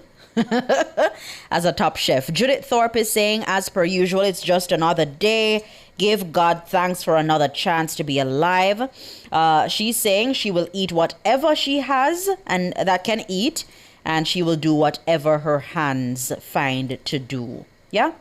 Prince Wellington is saying, watching to see if we'll get a much needed Minister of Education and a Minister of Finance, and if such fellow statutory declarations will be approved, and if one suit fellow I go get the body cams. Wow, Prince Wellington, by Christmas Day. Very ambitious and much needed expectations, and he's saying, let's see. Marvin Marvelous is saying, as a person that works in the tourism industry, it's just a Thursday for me. My day off was 2 days ago, so I'll be at work for sure. Wow. Audley Phillip is saying, quiet, relaxed, and reading a good book. That doesn't sound too bad. Clifton is saying, by spending not 1 red cent with the merchants. I see you, Clifton. Simone Bailey is saying, it's going to be very emotional. It's going to be a very emotional day for her and her siblings. She's saying that they lost their mom last year, Christmas. My plan is to stay in bed, no phone, no TV, sleeping all day, says Simone Bailey. Condolences to you and your family still, and just try to uplift your spirits as best as you possibly can. Nicola is saying she'll be at work, and Chadwick will be with family. So for those of you on our YouTube platform, let us see if we can get what you'll be doing on Christmas. Robert Lewis says, I will spend it both at church, work, family, and friends. A whole heap of things that you go do. Captain say you're too fast, mind your business. I try, but you see, as an enterprising journalist, you know you have to go into people business every now and then. Who am I is questioning if I don't like green gungo. No, I mean I like gungo entirely. I'm not a gungo person. Yeah. Howard French is saying that he got his wish to hear Robian before Christmas, and he actually prayed Robian will be on. Well, Robian is on. Thank you so much. Season's greetings, Howard French. Blessings to you. A valued supporter. Pauline Edwards is saying, part of my life gone. If me not eat gungo, rice and peas, part of my life gone. But I also don't eat pear, so there is that.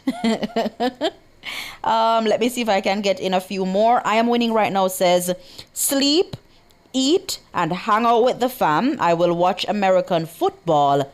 Take dinner to my friend who is battling cancer. That's wonderful. I am winning right now for you to do such a nice thing. Dennis Barnaby says, I will be spending Christmas with you. Don't say a word. Kudos to you over there, Mahiri. Let me see if I can get in some more. Red Maple says, I'm working, but me have dinner already organized. Gungo peas and fried fish, curry goat, black cake. I think the fruit cake I call black cake, no? Earl Foster says, fasting and praying, break with NNN at 5. Is that break with NNN at 5? With extravagant vegetables. Oh, tofu. Okay. All right. Blessings to you, Earl. Let me see if I can get in a few more. Donna Thompson says she'll be at home with family. Leroy Rutty, blessings to you and a Merry Christmas when it comes. Let me see. My favorite is gungo. Rice and peas says I'm winning right now. Shine's law boss is saying, I will be on the government job, my first Christmas out of Jamaica for the past 20 years. Yeah? And it's my mother's birthday, deceased mother's birthday. I got that right. Shine's law boss. According to, let me see if I can get this. Somebody's saying sleep, sleep, and more sleep.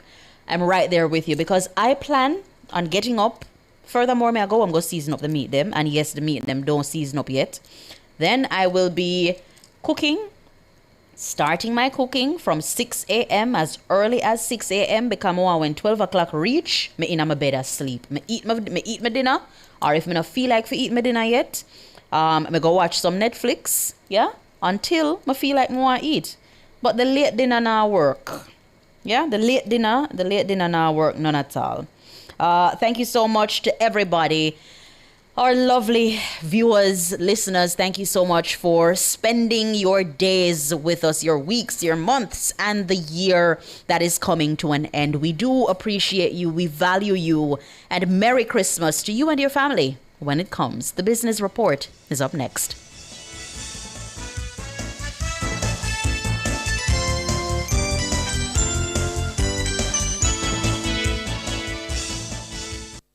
Public Opinion was brought to you by Cleasing Industrial Supplies Limited, Industrial Automation and Control Solutions. Drive the most exciting new vehicles in Jamaica. Schedule your 2024 Ford Ranger pickup or Ford Everest 7-seater SUV test drive now. Call or visit KIG today. The time by KIG is 6:38.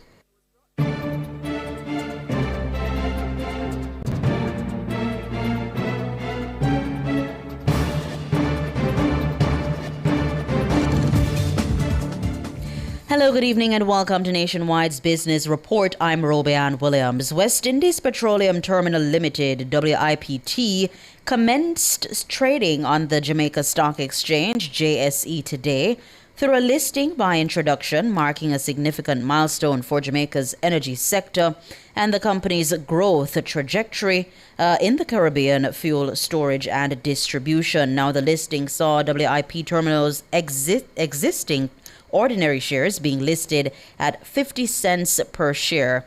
The company's market capitalization stands at approximately $5.59 billion, making it one of the largest energy infrastructure listings on the exchange in recent years.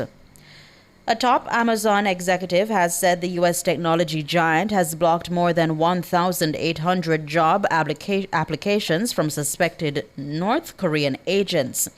Now, North Koreans tried to apply for remote working IT jobs using stolen or fake identities. That's according to Amazon's chief security officer.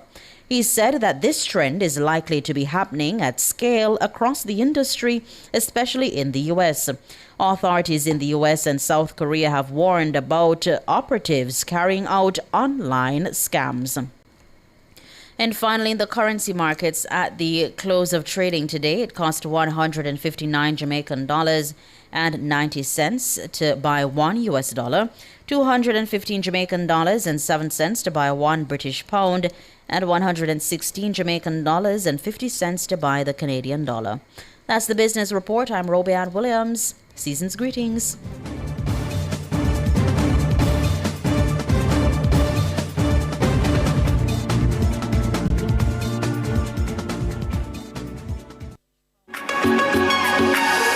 MSME operators, your lifeline has been extended. Grab it. You now have until December 31, 2025 to apply for the NWC MSME Amnesty. Get a 50% write-off on qualified outstanding arrears, a waiver on reconnection fees, and up to 3 months to pay the remaining balance. Conditions apply. Email customercare@nwc.com.jm or dial 888-CALL-NWC for further details. It's an opportunity for recovery. Apply today.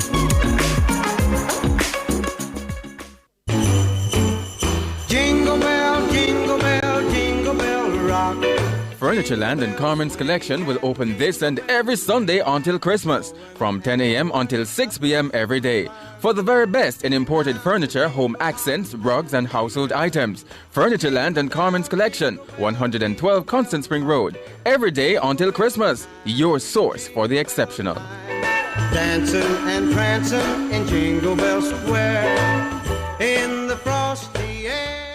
Attention motorists, toll rates will be introduced at the toll plazas on the Maypen to Williamsfield Highway on Saturday, December 27, 2025. For a full listing of these toll rates, please visit the Transjam Highways website at www.transjamhighways.com or their Instagram or Facebook pages using the handle @TransjamHighways. Please note that these toll plazas and toll booth barriers will become fully operational at this time, and motorists must slow down to 50 kilometers per hour or less as they approach the toll booths.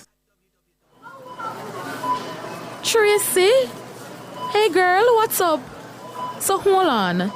Why you look so vexed this early? Did you just start? Lisa, it is so good to see you. But sorry you catch me like this, girl.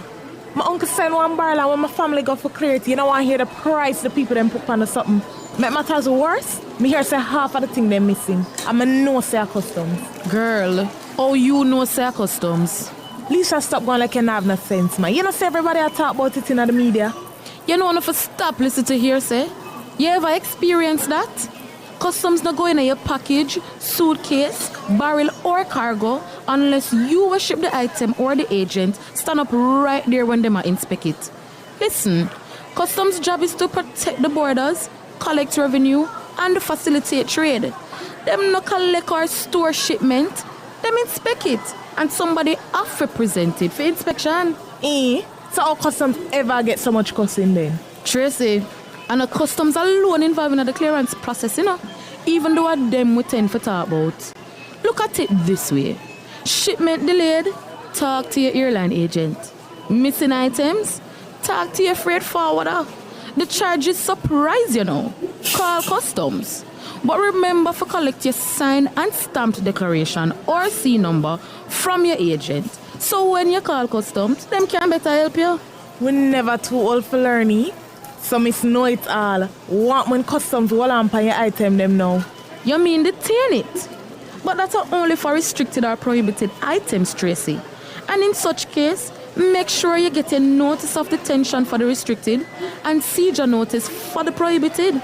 The information they all over them social media pages and them websites, you know, Tracy. We have to stay informed as a people, you know, and know your customs. Them there for help and protect all our way.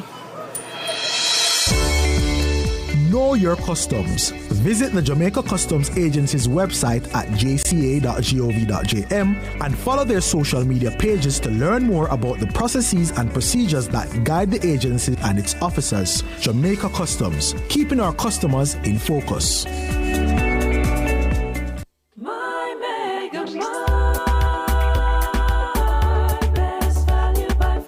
With so much to do in one location, make Megamart your one-stop shop.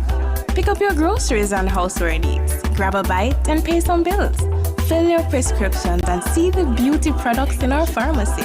All in one amazing location. My Megamart, the best value by far.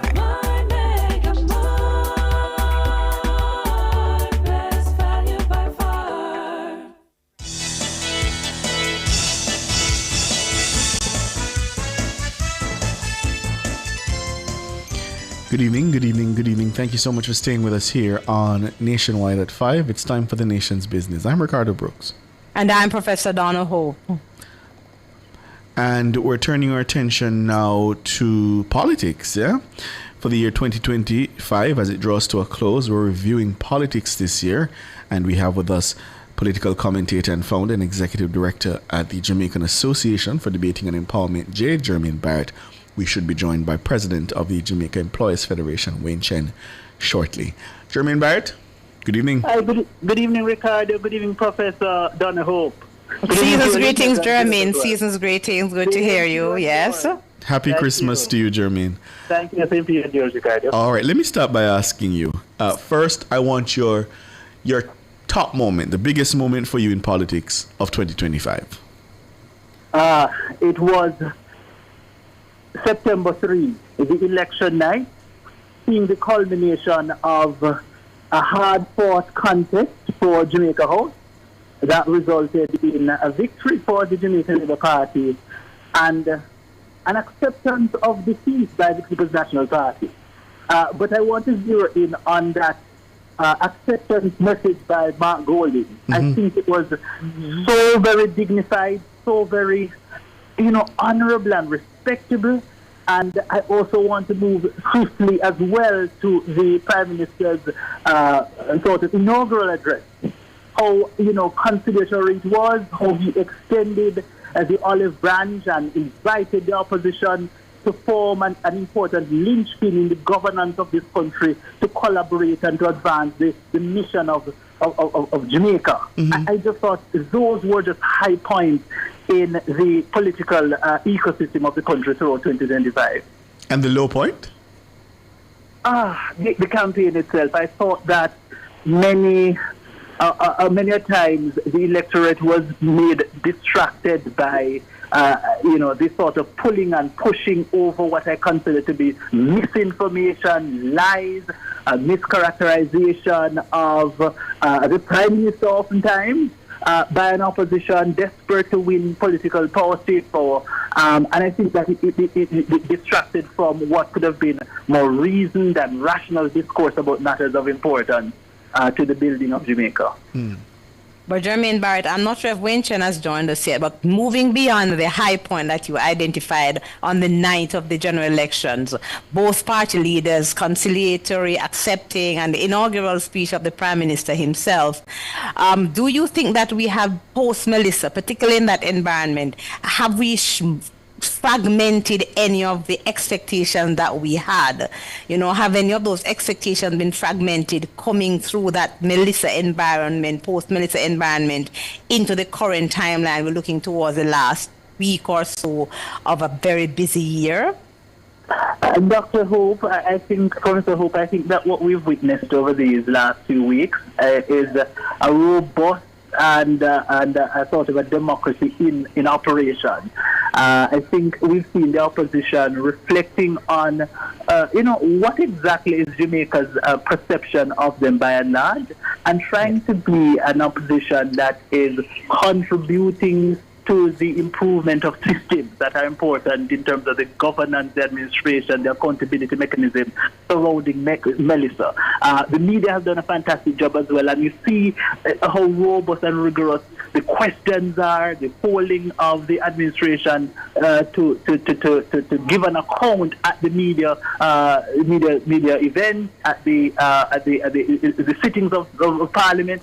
And I find that by and large, I think the opposition has been constructive in terms of asking oftentimes, very often, valid questions and challenging the administration to give response. I was having a conversation recently with a friend, and my friend pointed out to me that, listen, sometimes when you find the questions being, depending on your political stripe, being annoying and frustrating, it's necessary because it is those questions, those interrogative exchanges that lend light to what is happening in terms of the operations of things like the management of the relief and the rebuilding processes that the government is undertaking. So I think it's, again, in summary, a big manifestation of a functional democracy by and large. Not perfect, but I think certainly healthy. You talk about a functioning democracy, and earlier you also mentioned what you saw during the campaign as, misinformation that was spread as a distraction. I'll tell you that going forward, I have a deep worry about how that the misinformation and disinformation that we're seeing, especially in digital spaces, how that's going to shape and disfigure the democracy. And I wonder, do you share that worry? Absolutely, Ricardo. And I think I'm seeing now an administration galvanized, warrior-like, to confront that great and grave threat to the democracy. Time will tell how it pans out. I think it's going to be a vicious fight. I think that a lot of the fight right now is not so much with the political opposition. It's more with bloggers and people who communicate on social media. The digital platform is an ungovernable space that is threatening the democracy. I think, though, that true sellers are fighting back and fighting hard. So when you say, and Jermaine, just picking up on that point about the volume and the kind of range of vloggers and bloggers and persons sharing a lot of various forms of information through social media and on the internet, do you feel that in the short run, not long, in the short run, going into early next year and maybe the middle of it, beyond that we are going to have to do something maybe from the Broadcasting Commission, something may have to be done about that particular space because of the potential that it has to grapple with people's ideas and to churn them out in ways that may not be the best and beneficial for our democracy? I think absolutely it has to be something that is truly studied. I don't have the answers. I hear former Minister Mallow Fort, giving some suggestions about legislation that needs to be adjusted. And I hear people pushing back from the Broadcasting Association and the media fraternity at large against that. I think, again, it's an interesting sort of issue that needs to be explored. But what needs to happen, I think, more of is, in light of the current sort of context in which we operate, where there's misinformation and lies and truth all mixed and mingled together, we need as a society, as a government, as civil society even, to really consider how is it that we not trample on fundamental rights of freedom of speech and freedom of conscience and so forth, but at the same time keep as best as possible the space, the airwaves, the media platforms as supportive of good and sensible information as best as possible. It is a major challenge, I contend. Who would you say is the greatest political loser of 2025? Wow, that one is a difficult one to answer. I would not say Mark Golding is. In fact, I think for him it is a major victory to have albeit lost the election, but I think has forged for himself a place within the political system as opposition leader, not present right now. I can't think of a great loser, to be honest, Ricardo. Winner? How about a winner? Definitely Andrew Holness. Definitely Andrew Holness. Third term, an incredibly vicious fight, an election that proved to be unlike any other in terms of the messaging, in terms of the engagement. These are Prime Minister literally every day and night all across the country. Definitely, he was right rewarded for his hard work. And of course, most importantly, for proving to Jamaica that he has done sufficient to earn their support. And of course, a historic third term for the Jamaica Labour Party, consecutive third term. And we have to remind listeners that one of the things that Mark Golding and the People's National Party did was to actually double their seat count. So that was a major push forward for the People's National Party, even if they didn't emerge the victor in the general elections. So that's important. Let me jump in here quickly. Ricardo asked a question, who is this political loser? Yes. I think this is the biggest political loser, Ricardo, but I'm concerned about former Minister Mallow Fort having gotten to the cabinet, leading an important ministry, legal and constitutional affairs, and we see with the recalibrated cabinet, she being left outside, and of course, if you look at her storied experience in the cabinet and in high offices like Attorney General, and for her to be left out and left merely as a member of Parliament, I think it's reasonable for one to conclude that there is some amount of loser reputation hanging over her right now. When you look at the I mean, obviously it's reconfigured now, but when you look at the opposition shadow cabinet, any standouts? Anybody who you would say, yeah, you did your duty, you did your job in 2025? Dayton Campbell definitely stands out. Also standing out would be Damian Crawford, and of course South Manchester. Peter Bunting. Peter Bunting. Those are the talisman of the party right now, and I think they will likely give credit to the robust and rambunctious democracy that is needed to really propel Jamaica forward. Cabinet ministers, who you think held their own? Darren Vaz has been loud, vociferous, sometimes contentious, but a lot of the wins of the administration in terms of the school bus system, in terms of the expansion of JUTC, new routes, and so forth. Albeit, there are some questions around whether or not he's not abandoned the core mission of JUTC to serve the Kingston and St. Andrew metropolitan area. But that aside, politically, he's been striking some major wins, and of course his public sort of engagement with the JPS and the telecoms regarding, pushing them and propelling them to do. Jermaine? Not hearing Jermaine there. Not hearing him, Jermaine. We're not hearing you. It seems we lost him. Jermaine Barrett there highlighting the cabinet ministers who he thinks have done a good job. He started with the energy minister, the energy and transport minister, Daryl Vaz, saying that his forceful advocacy on several fronts should earn him some top kudos for 2025.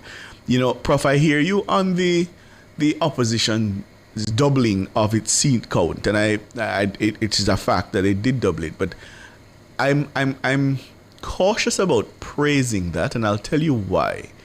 Because when I look at the numbers, the opposition doubled their seat count in areas that they were always traditionally strong. Yes. And then when I look to the swing seats, the marginals, the ones who tell you where the sensible middle has gone in the election, they didn't win a single one of those, and they actually lost 2 safe seats. So I'm still a little bit undecided about how to read into that doubling as to whether it should be something that is praised as a and it's not about praising it. It's not about praising it, but really just looking at at least the momentum that hopefully they may pick up on in another general election somewhere down the road in another 5 years. Because sometimes you get the impression that they have been abject losers. Yes. Oh, I think did we get some? I think Jermaine has come back. Jermaine, so you were mentioning Daryl Vaz. Anybody else? Yes, and then of course, I think crystallizing near the end of the year, Dr. Horace Chang as National Security Minister, having sort of orchestrated largely a huge, unprecedented, successful reduction in crime. 43%, I think, is the number that has to be highlighted as a major win for him and by extension the Jamaica Labour Party. Yeah. And for the people of Jamaica. But Jermaine, I also want to ask you, any new faces to watch? Any new faces to watch? Yes. I listen. I have my eyes on Rhoda Moy Crawford. I have my eyes on a number of the state ministers. I think I like where the party is sort of configuring itself for renewal and for transition. Those are all very, very good. And so, exciting times are ahead. Yes. And as you look to 2026, your hope for the politics? Well, definitely what is going to loom large is the recovery, getting the country back on track economically, infrastructurally, and see how best we can pivot from the very strong position that we are at right now in terms of, massive support from the international community through funding support and support, and there's a huge a surge of capacity to propel and to promulgate the rehabilitation and restoration quickly. Let's see how quickly we can get that done. And, the Prime Minister said something that has struck me. He said, listen, he managed a pandemic. He and his administration managed a pandemic. And there's no credible allegation of corruption, despite the fact that there was unprecedented, rapid spending. Yes. Let's see if he can do that again. If he does that again, I tell you, he will certainly be one for the history books. Indeed. All right, so we look to 2026. If I'm not mistaken, 1, 2, 3, the local government election should be due. 1, 2, 3, yes, should be due next year. So we will see whether that actually happens. Yeah, but politics will politic in Jamaica for sure. A more closely divided parliament, a stronger opposition bench, and a government determined, it says, to deliver. Jermaine Barrett, thank you so much. All the best for the season. Thank you, Jermaine. All the best to you and yours. Get some rest, please, and come back reinvigorated to take on the media landscape next for 2026. All right, my brother. We were supposed to be joined by Wayne Chen. Unfortunately, we were not able to get through to him. It's 2 minutes after 7. We're going to take the break now. And after the break, we'll be taking your calls. We're going to start with you calling to give your Christmas shout-outs. I also want you to come and tell us your favorite Jamaican Christmas memory, because there's so many unique things about Christmas in Jamaica. Some of it that we've lost, and I know Prof can tell us a lot about that as a professor of culture. A lot of it we don't do it anymore, yeah? But yeah, come talk to us. Tell us your favorite memory. Give your Christmas shout-outs for the next 58 minutes. And of course, we're taking the carols and the songs as well. We're going to be in a festive mood right on through to 8 o'clock. This is the final live nationwide at 5 for 2025. Soon come.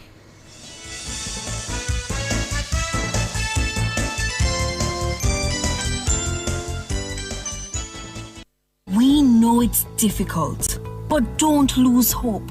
Jamaicans are a strong people with an unbreakable spirit. We will rise again. The time by the office of the Prime Minister is... It's 3 minutes after 7. When you gift the Appleton Estate 15-year-old, you're gifting the extraordinary. Land on the extraordinary and give the perfect gift. The Appleton Estate Jamaica Rum 15-year-old. Must be 18 years or older to drink. Drink responsibly.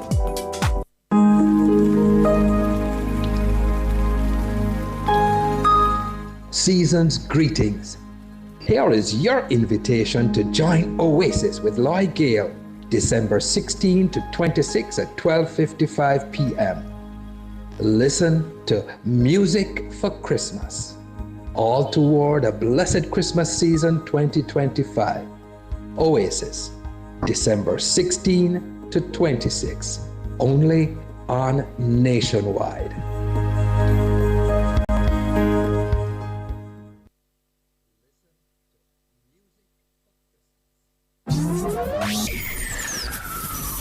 Taboo topics. Boy things after dark. Riveting discussions. Celebrity news and interviews. Topics that are shunned by society. And everything else in between. Boyatings After Dark with Kareem Boyatings each and every Wednesday, 8 to 11 p.m. Boyatings After Dark. No topic is too taboo or hard to discuss. Come get your mind blown and your curiosity explored. Boyatings After Dark. As 2025 draws to a close, Nationwide 90 FM is saying thank you to all clients who supported us this year. We value each and every one of you. Whether you placed ads with us, sponsored programs, supported or events and special projects, joined us for interviews, outside broadcasts, time signals, or temperature checks, we thank you for choosing Nationwide. To our loyal listeners and viewers, members of the extended 4% family, thank you for standing with Team Revolution. Thank you for tuning in, logging on, sharing your voices, and being part of the conversation all year long. Because of you, we continue to inform, empower, educate, entertain, and connect Jamaica. From all of us at Nationwide 90 FM, we wish you a Merry Christmas and a prosperous New Year. Nationwide 90 FM, your voice. Your station. The proud 4%ers.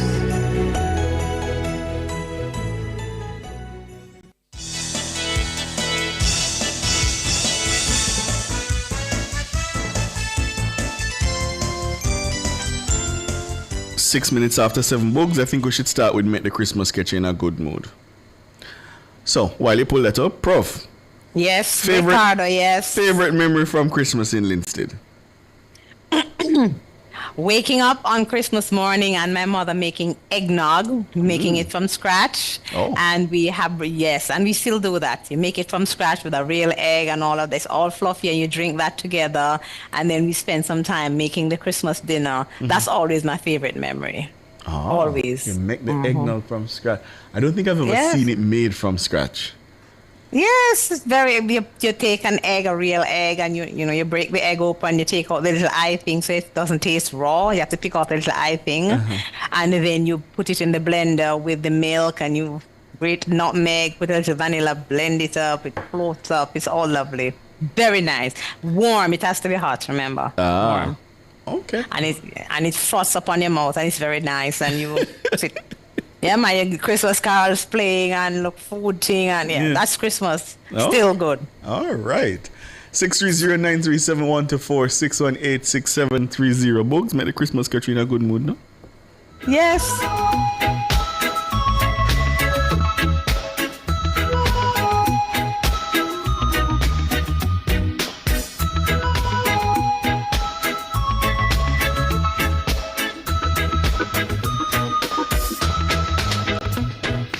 All I want for Christmas is a beat to dancing time. If you don't have any money, I will let you have some of mine. All year round, been working. Now this is my time for fun. If you should feel the same way, just put on your new shoes and come. Yeah, make the Christmas get you in a good mood. Let the Christmas get you feeling fine. Put on your dancing shoes and come with me tonight. We're gonna rock till broad daylight. Make the Christmas get you in. 8 minutes after 7, make it catch you in a good mood. If you're going out to Grand Market, be safe.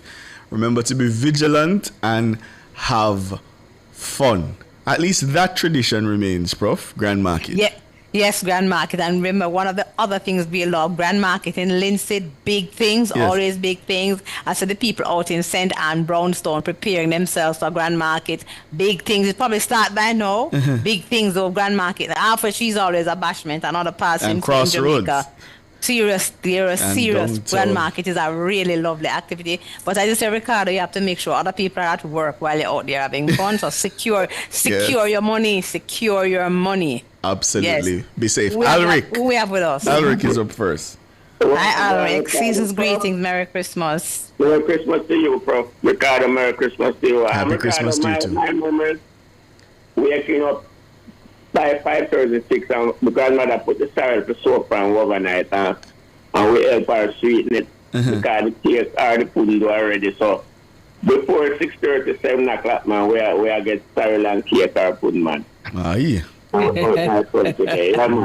Nice. The sorrel soak overnight. Mm-hmm. And to wake up to help her, and, you know, she mix up and put little in her hand belly and say you have to taste that. Uh-huh. And then she put some in her hand belly to her, and then we taste, we say, yes, I eat that now. So tell me, Alric, what was the Christmas breakfast like? Being sent here, banana must be included. You have liver. You must have liver. That not bad. With the green banana, yes. And sorry, you must have because you ever drink the chocolate tea, you have the cream on it. With the enamel mug. Is it oil, man? Is that the oil? Put it up to burn you? And it hot like a fire. Yeah, man, and stick by your mouth and you have to have fun and Yes. But you get your glass of sorrel, still on your banana and roast bread too, but liver. That not bad. Countryman, liver is a must because you know them kill goat and them kill pig and so. Yes. That not bad. I used to raise that so she saved the liver for 2 years. Nice. And so that is a must then. And I know that's a beautiful Christmas for us that growing up with grandma. We look forward to tasting the sorrel and cutting the piece of cake and so with and then start a thing. Nice. All right, so who you want to tell Happy Christmas, Merry Christmas? Merry Christmas to my family. May have. I yet a first, may have and yet a first alive. She and daddy gone and thing. And Merry Christmas to my family and my friends them. To the staff, I'm a member of the 4%. Merry Christmas to all the 4%. You know, a proud member of the 4%. But we have two, Papa Nana, my big brother. Yes. We have to give him an extra shout out, man. And Gene Sellers down here in St. Elizabeth, where I am. Them two people there, you know, we get along with. So big shout out to them. But to all the 4%ers and to all the staff and you guys, have a very, very, very Merry Christmas, prosperous New Year, and catch you guys next time and be safe. All right, Alric, thank All you right, so Alric, much take for the care good of yourself. wishes. Indeed. Same to Yeah. you. Dennis Barnaby says green banana with ackee and saltfish is a good concoction. Kenyatta Montgomery says Ricardo, love him food and I love it bad. MDL 1996 says goat liver is the best. I don't think I've ever had goat liver. No, I don't. But the regular liver and then the chicken liver. When I kill the chicken, I have the whole batch the of chicken liver nice. Yes, bad. yes. Hermin Yes, Hyatt I- says roast beef with bread was breakfast and hot chocolate. What, Hermin, they eat good, man. Nah, man, in roast beef. They eat good. The roast beef is for the dinner, but Yeah, they that probably me I give say them to some Prof. for breakfast. Yeah. Isn't that it? Probably. Yes. Well, probably that's it. I think we have Papa Nana on the line. Papa Nana. Professor, how you do? Oh, you do. A Merry Christmas, man, to your Mama Nana and the family. Yes. Merry Christmas, and let me tell Mr. Your co-host here with you. That is not today, me know you years, though. Long time. Before, yes. Not that you are old, you know. I don't want him to be that you are old. I have known you for a long time. But let me explain something to you and tell you. I don't agree when I hear anybody at all come up with no 4%. I don't like it. You understand? But let me go on to what I am saying now. Now, me who grew up in the country, like Jacksonville, I don't know if you know Jacksonville in Barbican. Yes. I don't eat mutton neither beef. I don't know, for some reason it shit me anytime I eat it. It shit me stomach, anyway. It is saltfish, ackee and saltfish and banana for Christmas. And pudding. What kind of Are you hearing pudding? me? Christmas pudding? Yeah, man, or I hear you. Pocket? Yes. And my biggest Christmas gift this year, let me tell you, is Andrew winning the election. That is my biggest Christmas gift. Can you imagine, Prof? Yes. If the other side had win, what would happen to this country? Listen, let me explain something to you. There would be so many changes that maybe it would be worse than Melissa. I am telling you the honest truth. And God knows I'm not telling any lies. But it would be a changes that maybe it would be worse than Melissa. So Andrew winning the election is my greatest Christmas gift. All right, Papa Nana. Who you want to say Merry Christmas to? Let me send two greetings here, Yes. please. I want to send greetings to Michelle Berry in America. Big up Michelle. And I want to big up Angela, Elaine, Allen in America. And I want to big up all my sisters and brothers in America. And I ask God to have mercy upon all of them, help them out with their wishes. And I cannot leave out nationwide, and I cannot leave out my little brother Alric. He's so important to me. Nationwide, Alric, and a good friend, two good friends that I have. Mr. Johnson and Errol. And I have to big up Summer. He always keep me going. And Godfrey. May God ever bless all of you people and then take care and have a Merry Christmas and joyful New Year when it comes. All right, Papa Nana. All Same right, to Papa you. Nana. Take care of yourself. Enjoy. Take care. All right. Mark Greenswood on YouTube says it was the ackee and corn pork with fried dumpling. I saw fresh goat liver. That's Ravage. Ravage says fresh goat liver with banana crushed with hot pepper. Hot match. Unmatched. Orange says talk about the whole tough rooster that would be saved for Christmas. The leg bone was like metal. They cook it with that, they cook it with a nail. They use put a nail, you have a better whole nail, you put in the pot. Really? So it make it tender. For the So rooster? Yes, man. The four you have one in the yard, the rooster and the tough one, you cook it with a nail. That was the myth. I don't know if it worked, but they always cook it with a nail. For softening the meat. Tenderize it. I see. News commentator says fried dumplings, stew chicken, and ackee and saltfish are liver and kidney for the adults. I hate liver and kidney, so my mom made me something else.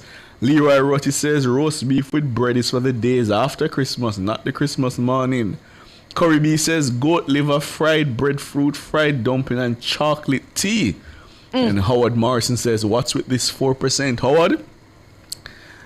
Allegedly, the allegation is Nationwide's listenership is 4%. So you all are the 4 presenters. That's what we call ourselves. We have Bobby waiting, I think, to talk Yes, to us. man.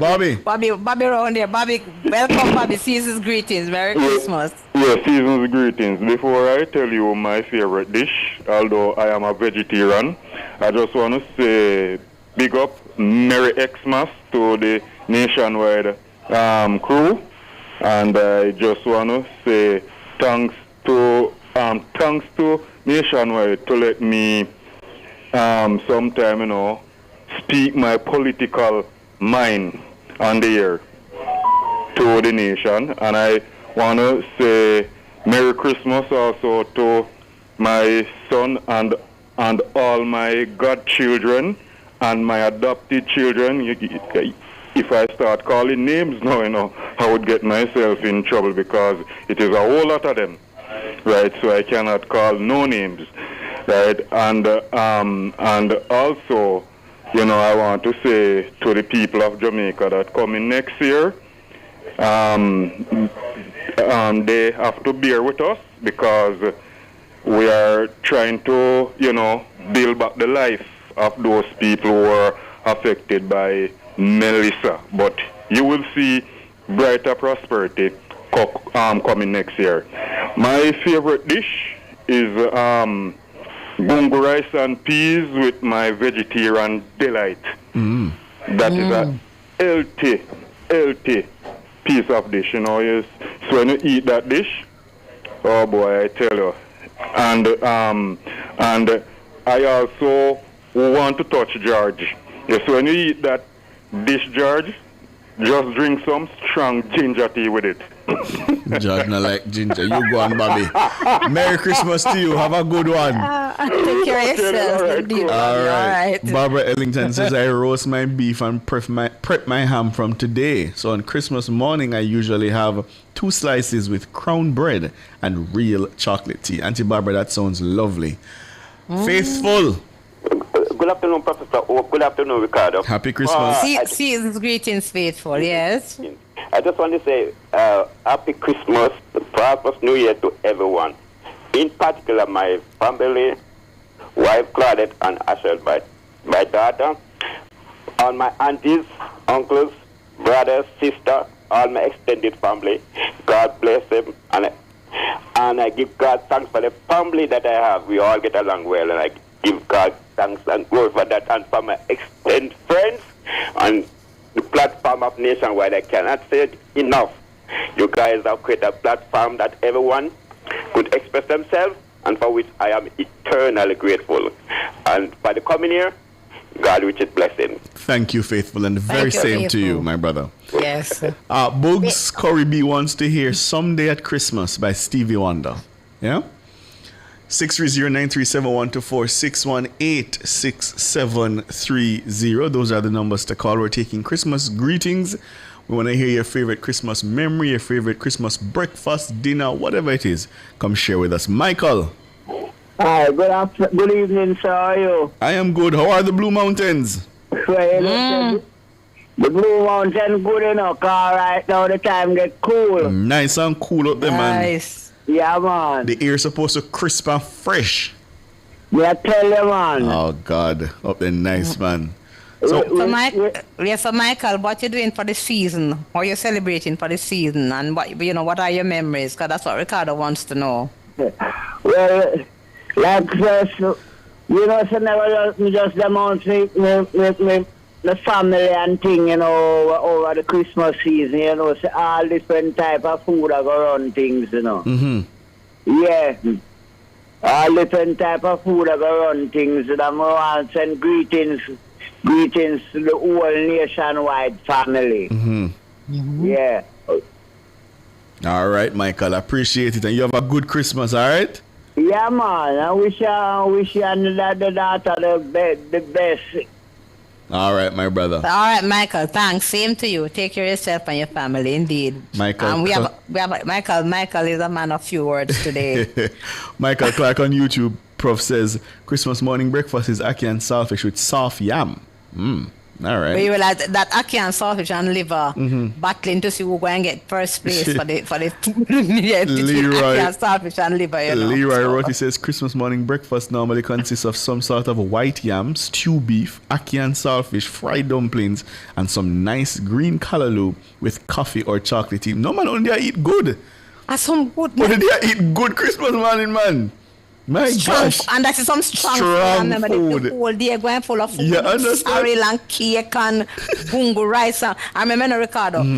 Gungo rice and peas. This is a serious. You have to have gungo rice. Gungo rice and peas, Prof. Me keep telling people is superior to red peas, rice and peas. Me keep telling people. Me wish me could have eat gungo rice and peas straight through. Yes, straight a different taste, a different taste. And for Christmas, I want to make sure you get your gungo rice and peas in Ricardo. That's what we get for Christmas. Thank you, Prof. Thank you. Yes, Philip Jackson says steamed fish with roast bread fruit was on our menu for the breakfast in the morning. All right. Del, good evening, Del. Hello, Mr. Ricardo. How are you? I am all right. There's a long time in the year from you, though. All right, man, so far. All right, good. Prof, how are you? I am doing well, Del. I'm good to hear from you, man. So you going to tell us all your Christmas breakfast, your Christmas dinner, what is your favorite meal at Christmas, and what you remember, your good memory that you have of Christmas. Tell us something and the greeting. Don't forget the greetings. Yes. Yes, ma'am. Greetings to all my family and most of all to all my nationwide family. I listen from 6 to 8 every single day while I'm at home. Nice. Yes, ma'am. And for the breakfast now is stuffed yam and fish. That not bad. What kind of fish? How you do the fish? Yam and fish. Steamed fish, fried fish, what kind of fish? Steamed fish. Nice. So for the dinner now, it would be oxtail, fish, fried chicken, pork and gungo rice and peas. Man, this daily a cook, man. Remember the gungo rice and peas, Ricardo. You should bring in the gungo rice and peas. peas. You put on your hand in night, Miss Del. Yes, man. Mr. Ricardo. Yes. We have some problem too. I know the program for it. I know it's not the program No, for man, it. go ahead. But you know that we are out of light from day before yesterday. Oh, Lord. Remind me where you are again. I called this evening, but I don't know what is going to happen tonight. All these things in the fridge, not me alone. Everybody in the district. Yeah. Remind me where you are again. Going to spoil up. I'm at Perrins, you know, the small district by the name of Perrins. The light out from day before yesterday. A light was fell down on the road. In which parish? In Manchester. Manchester. And the name of, just say the name of the district again?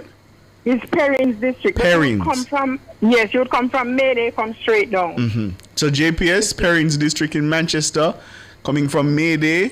They don't have any power from day before yesterday. Yes. And you know, a Christmas, so you have the place have to have the lights. No, Did anybody lights. report it? Did anybody put in the report so they have a number they can draw They put for in if the their report and number? call.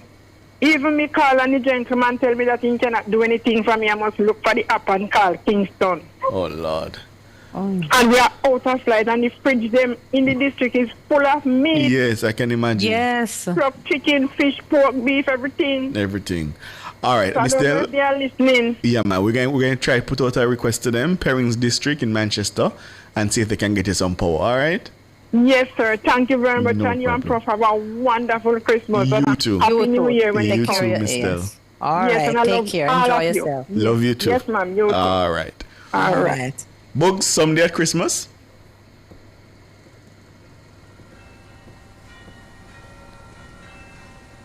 Someday at Christmas, men won't be boys, playing with bombs like kids play with toys.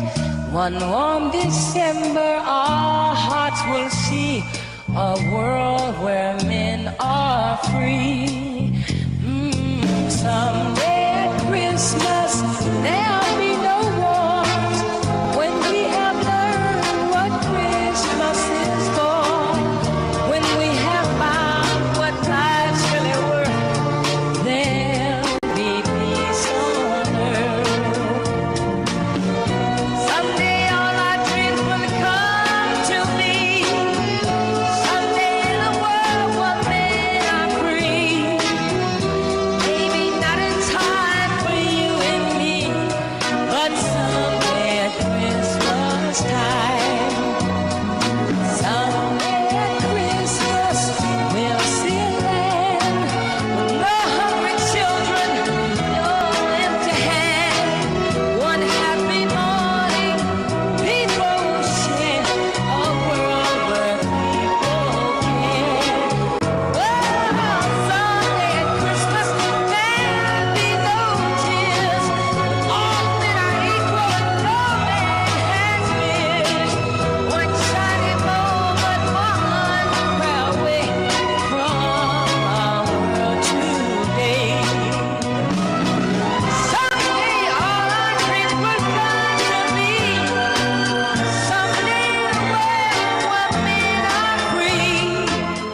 someday at Christmas, yeah?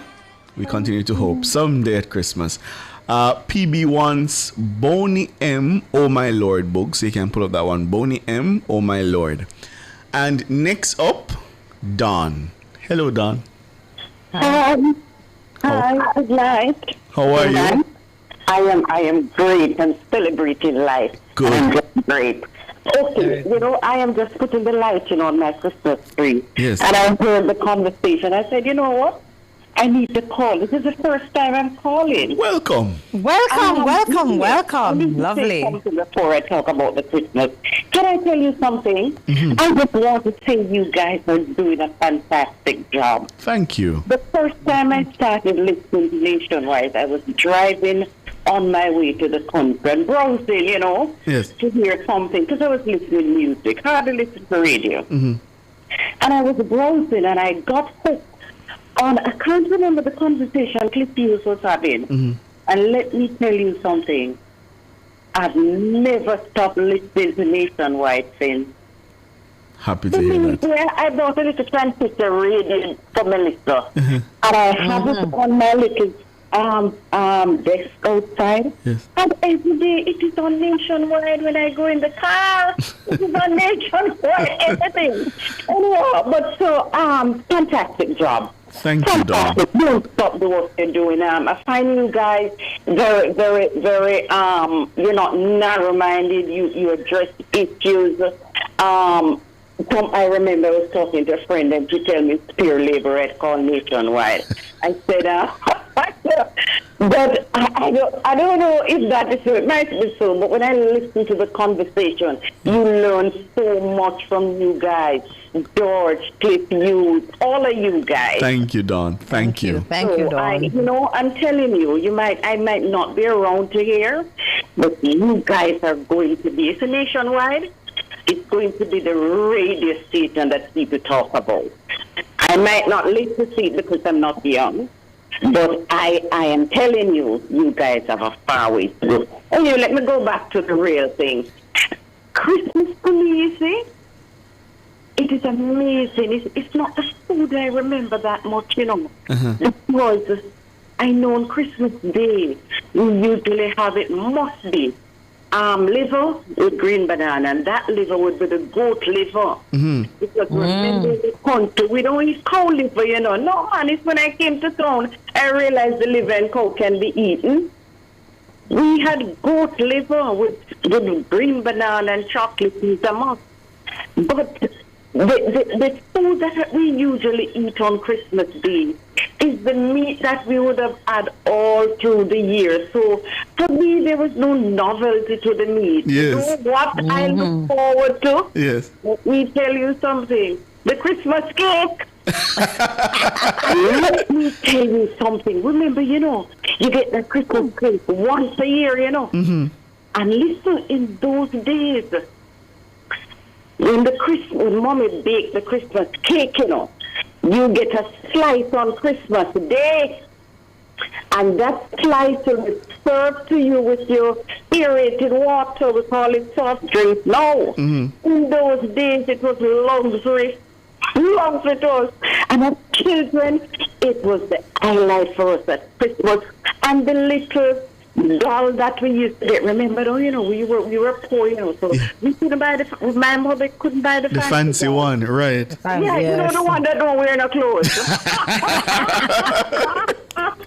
That one, no clothes, that doll of us. I tell you. Yes. That's our doll. It was really the Christmas gift. And guess what?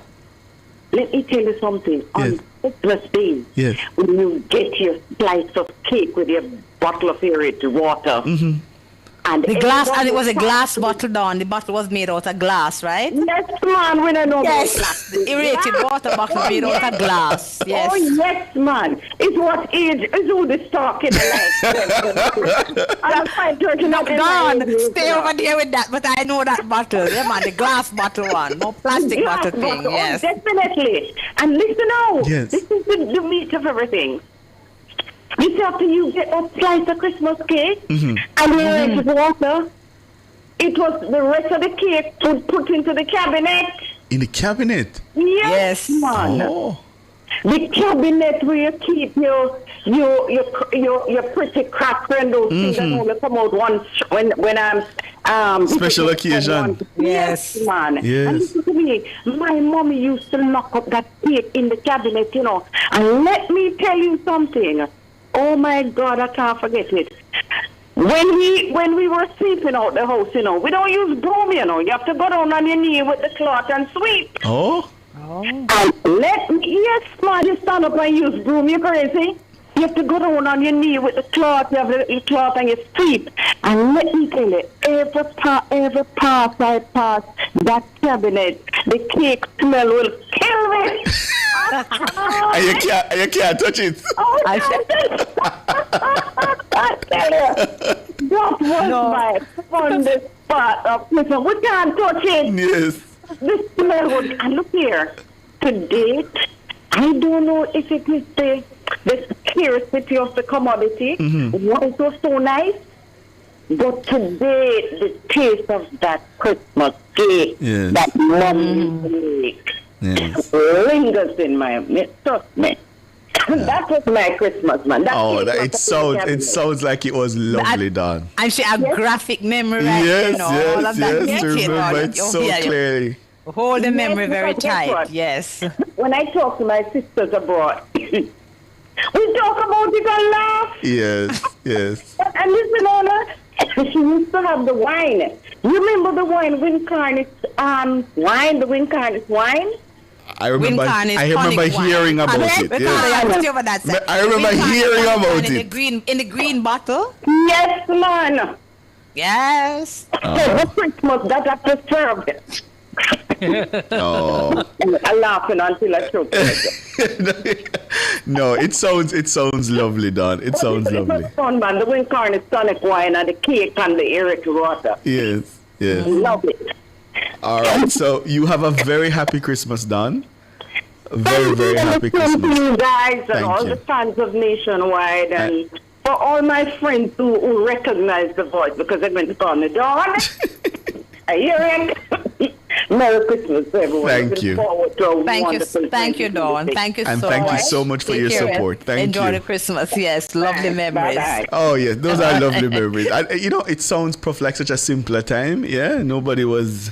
It was simpler, but Jamaica had this problem, but it was simpler. Yes. And when she talks about the bottle, the glass bottle, I remember the glass bottle because they phase out the glass bottles eventually because, safety reasons and all of that. But I remember when I was very young, they had the soda, we call it soda. She called it aerated water, we call it soda in glass bottles. I mean, I still have a scar from one of those bottles. So, yes.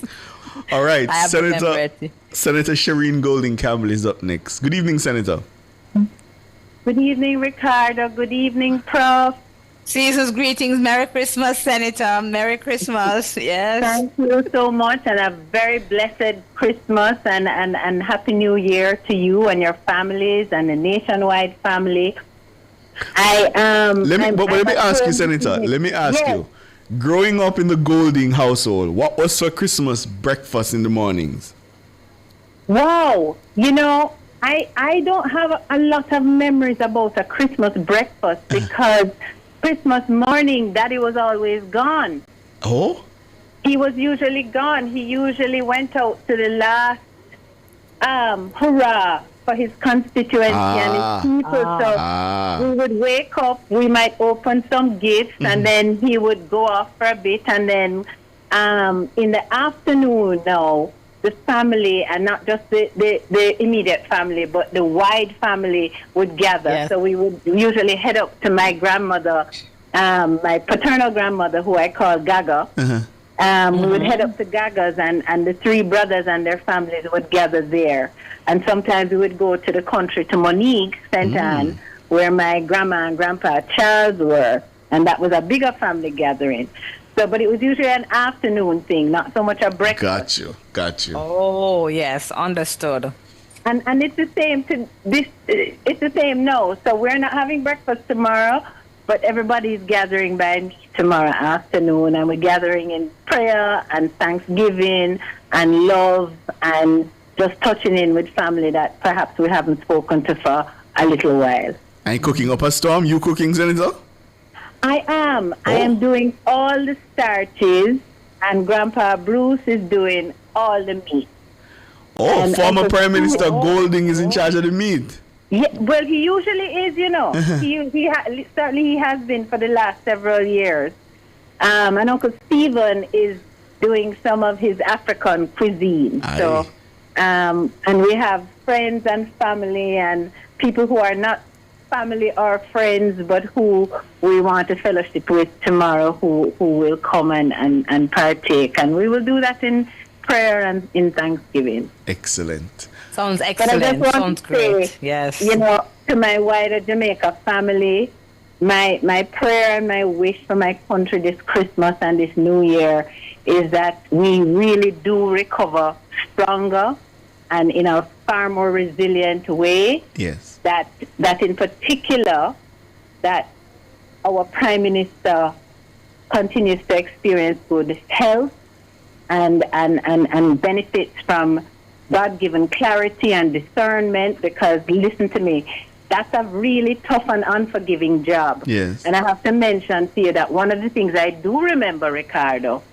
certainly all through the 90s and early 2000s, Yes. is a Christmas morning call from P.J. Patterson, former Prime Minister P.J. Patterson. Oh, yeah? And it happened like clockwork. The house phone would ring somewhere around 9, 10 o'clock, and he would be calling to wish us a Merry Christmas. It's a tradition Oh. he had that I don't recall any other Prime Minister having with us, but I remember it as a little girl and coming up as a teenager. That's lovely. And so I remember that. I remember him this Christmas. As an older person in Jamaica, I wish our older folk will get the support they need this Christmas, and that we will all as a nation be more deliberate and conscious about our older folk and remembering those who don't have children or children who are not here. I think also of my principal at Immaculate Conception High School, Mrs. Stacey Reynolds, who does a remarkable job, and I pray for all the principals and administration in our public schools who go so far and above and beyond the call of duty, and oftentimes without recognition. And if you would allow me, I want to hail up a special group of people that you don't hear about very Yes, go ahead. often. And that is the staff in our government offices who don't hold administrative duties, the ones who clean the floors, the ones who take letters from one office to the other, the ones who make sure the room is ready for a meeting. They often don't get a lot of recognition, but they're part of what turns the wheels of government. Absolutely. And they're very essential. And finally, I pray that as we move forward into the new year 2026, that we really look at the structure of our government and our governance, so that we do the things that make our people's lives easier, so that we are able as Jamaican people to access government services and support with less stress, less frustration, and ultimately so that the system that we have is reviewed and reformed in such a way that there is more accountability in the system that doesn't impede our progress, and that's not impractical for our citizens. So we have lots of accountability systems now, but a lot of them are just not practical for real life and real world living.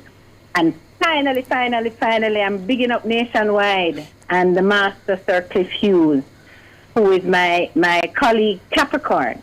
And I want to make a special mention of what I have noted and watched for a couple of years now, and that is Nationwide and Cliff Hughes' investment in young people. Yes. And the development and the mentorship of young people is something that is very near and dear to my heart.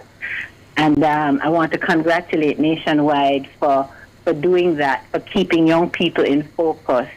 Because I am on the southern side of this thing now. And so I can't call myself young anymore. But the young people are promising and bright, and we just need to nurture them and continue to develop them.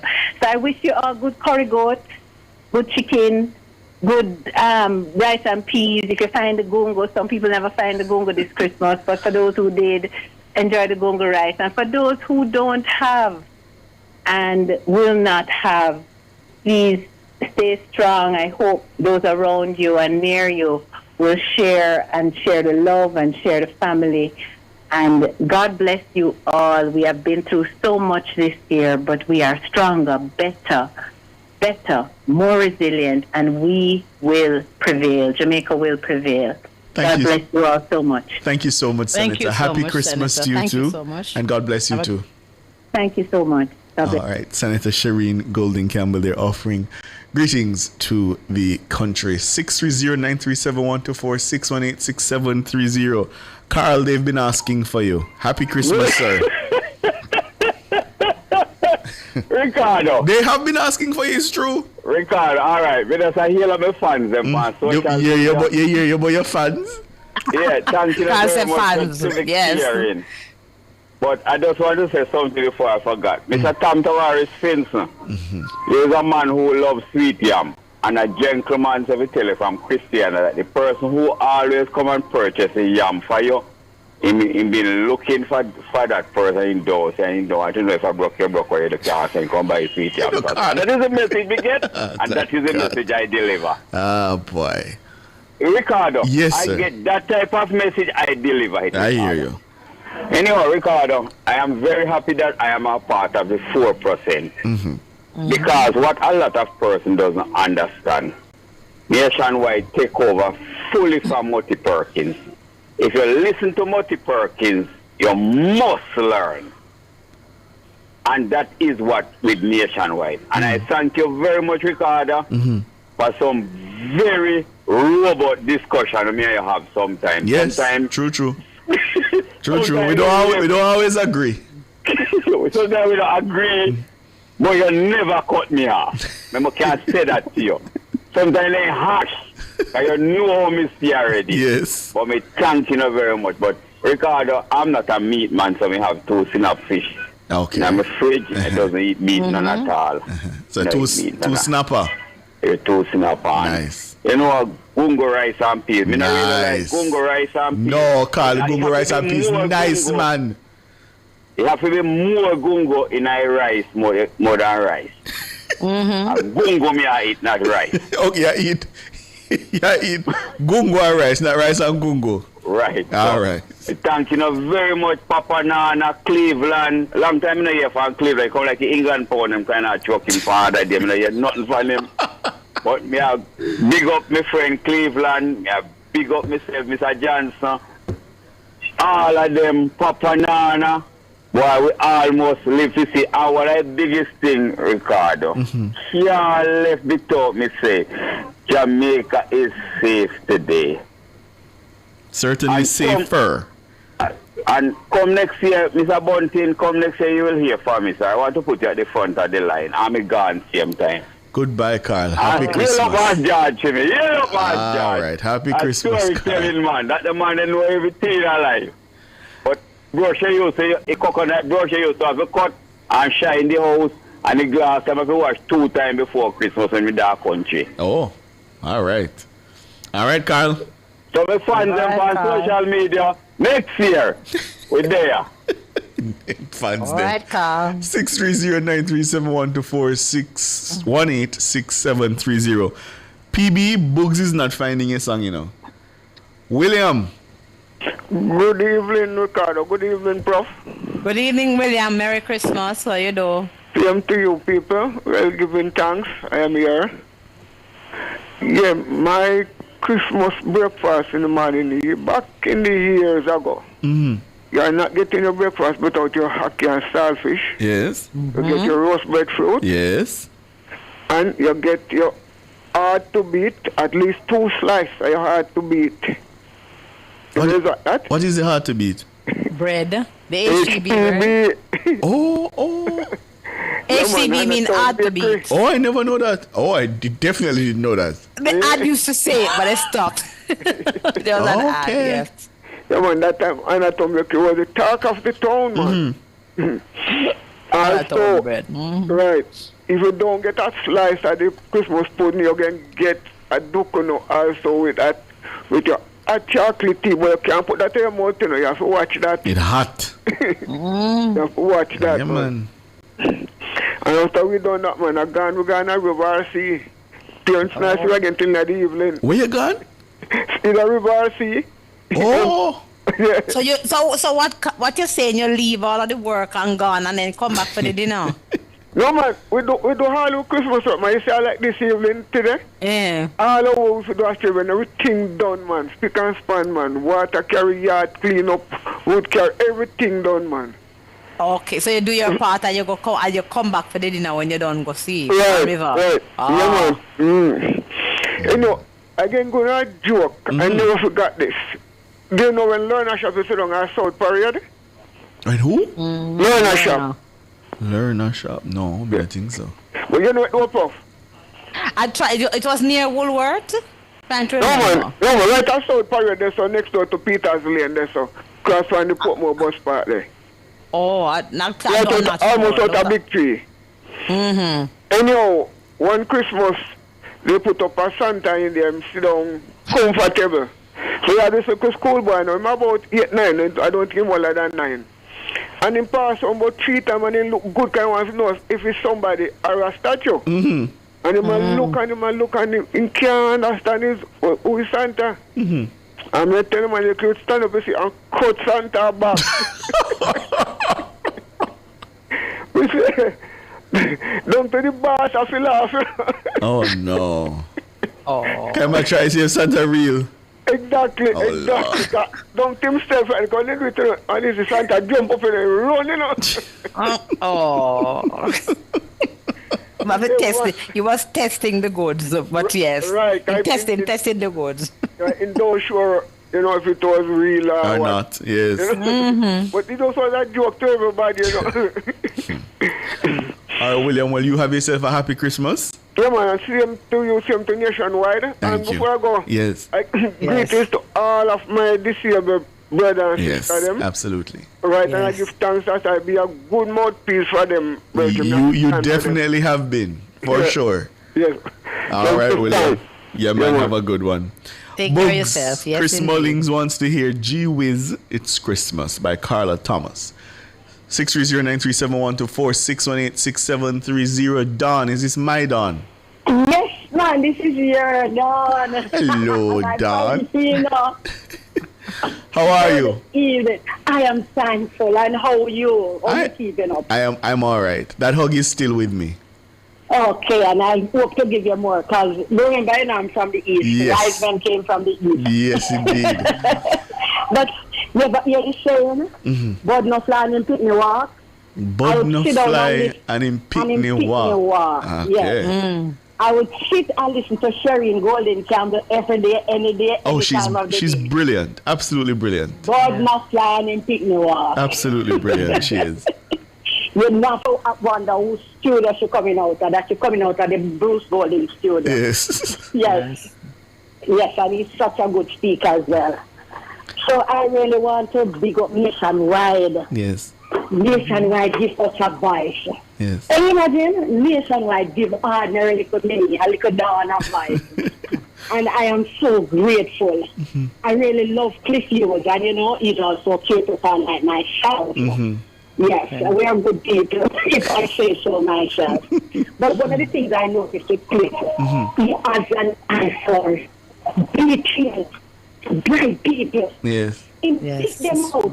And you know, I was telling Chris some time ago, you know, we should open a broadcasting, communication, finishing school. Yes. And I would be a part of it. You know, I would have to go make sure same don't get me out of it, you know. It's bringing some young people and them bright. Yes. You know? Yes. Even when Schwab Said come in a funeral where they pass for father of his healing case. Father just sort him out. Yes. You know what I tell you, I just love Nationwide, and I give, you know, Nationwide is like, really like Murphy Perkins. And I must tell you, when I was growing, you know, every Christmas we used to get a goat. My father had to get a goat. It's enough of us, because it is 11 of us. Yes. 10 girls and a boy, the parents have. 10 girls and a boy. Yes. Whoa. And we went to, apart from one, 10 of us went to St. Benedict's Primary School, including my parents. Wow. Okay. And every Christmas, we must kill a goat and a turkey. My father gets a turkey from work and a ham. And in the morning, we'd have liver with roast breadfruit and boiled banana and chocolate, tea and duck bread. But in the early morning, my grandmother used to make the punch, the egg punch, and it used to be warm. And you have egg punch in the morning. Yes. And then later on, everybody go and get one whole bottle of aerated water. Ah. No. It's not soda, aerated That's water. the same water the other Don was talking about earlier. Yes. It's the same soda. They call it aerated water. The same thing. Back then, everybody called it aerated water. We never know about no soda. We used to have Jerry Dean, Canada Dry. The auntie used to have a olive. But I used to love the Jerry Dean because they used to big. And Canada Dry too. So you get to choose the flavor, and I used to choose grape. Yes. Every Christmas you get a whole of one, and you drink some of your cork back the buckle and put it down for later again. Nice. And because my sister got Norman Manley scholarship and went to Caron Hall. And she came back. When she came back, we never cook make no more pudding. We make cake, Christmas cake. My house was the first house in Bulgaria with Christmas cake. Nice. Nice. Because Don? Hello? No, we lost Don. Oh, sorry about that. Don. Did you happy, Don? We did. Happy Christmas, Don, and all the best for the new year. I think we can take one more. Grace? Good evening. Hi, Grace. I'm good so far. Good evening to each and every one of you guys at Nationwide. Good evening to you, too. Good evening, Grace. And Merry Christmas.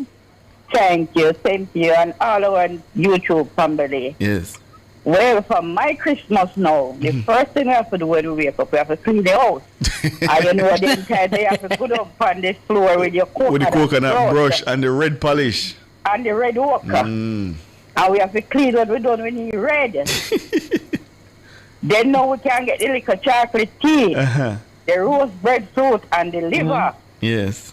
And the cake afterward. Then in the evening now, we get the chicken, the oxtail. I know there's something there, so I eat the chicken. Yeah, and the bread. Nice. And then we look forward now, because we want to put on the new clothes, because some of the time around the Christmas time we get the new clothes and the makes so we sense. look forward to the evening coming up, because we want to dress up. Put on your pretty dandan. Yeah, man. And then we look for starlight, we throw up with starlight. Oh, yes, the starlight. Yes, this. I used to afraid of that thing. And let me tell you, I used to afraid of that thing, I used to think it going to burn me. Oh, my word, the starlight. Oh, dear Lord. Yeah, man, I love the starlight, man. That's my favorite.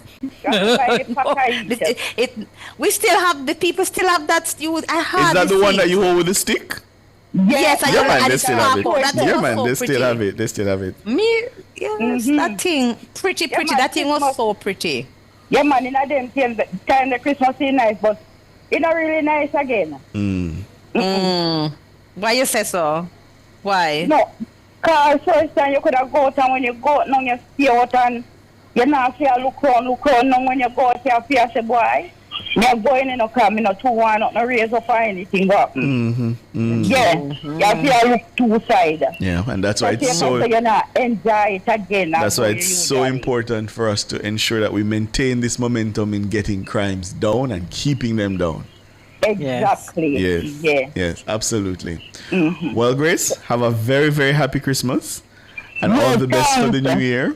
Yeah, I see him. And one thing, we used to have a young man on YouTube by the name of Paul Peart. Paul and I'm not Peart. seeing him come up on there. That is true. Yes, I have not seen Paul Peart in a while. You're absolutely right. Listen, make me say something about him. Yeah. I don't have the time to play a Celine Dion, so it's Christmas. All right. And I play one little part. Take care now. All right. All the best. Enjoy it. All the best. Take care. Okay, bye. Yes. All right, that's where we're going to leave it. Thank you all. And from me and the entire team here at Nationwide at 5, a very, very Merry Christmas to you all. And all the best for the new year. We'll be back on January 2, Friday, January 2. for the next live show. This is the final Nationwide at 5 for For 2025. 2025. Yes. Yeah. So all the best, everyone. Enjoy your Christmas. Celebrate how you celebrate. For persons who have no one to celebrate with, not much to celebrate, focus on the hope, focus on the joy, focus on the love, and keep strong and enjoy. Absolutely. And all the best for 2026. See you on the other side. All right, on Prof. Nationwide at 5. Gee whiz, it's Christmas books. Prof, I can hear the celebration. I hear it. The newsroom is celebrating, and I can hear it in the studio. They're having a ball. And I'm going to go join the party now. Good evening. Gee, it's so good to talk to you again. It's been a long, long time. Can't explain why you crossed my mind. I guess it's just to wish you a Merry Christmas. My best friend's having a party and everybody's going. I know it's gonna be a lot of fun. Oh, by the way, it's snowing. It's been a long, long time. Can't explain why you crossed my mind. I guess it's just to say, gee whiz, it's Christmas.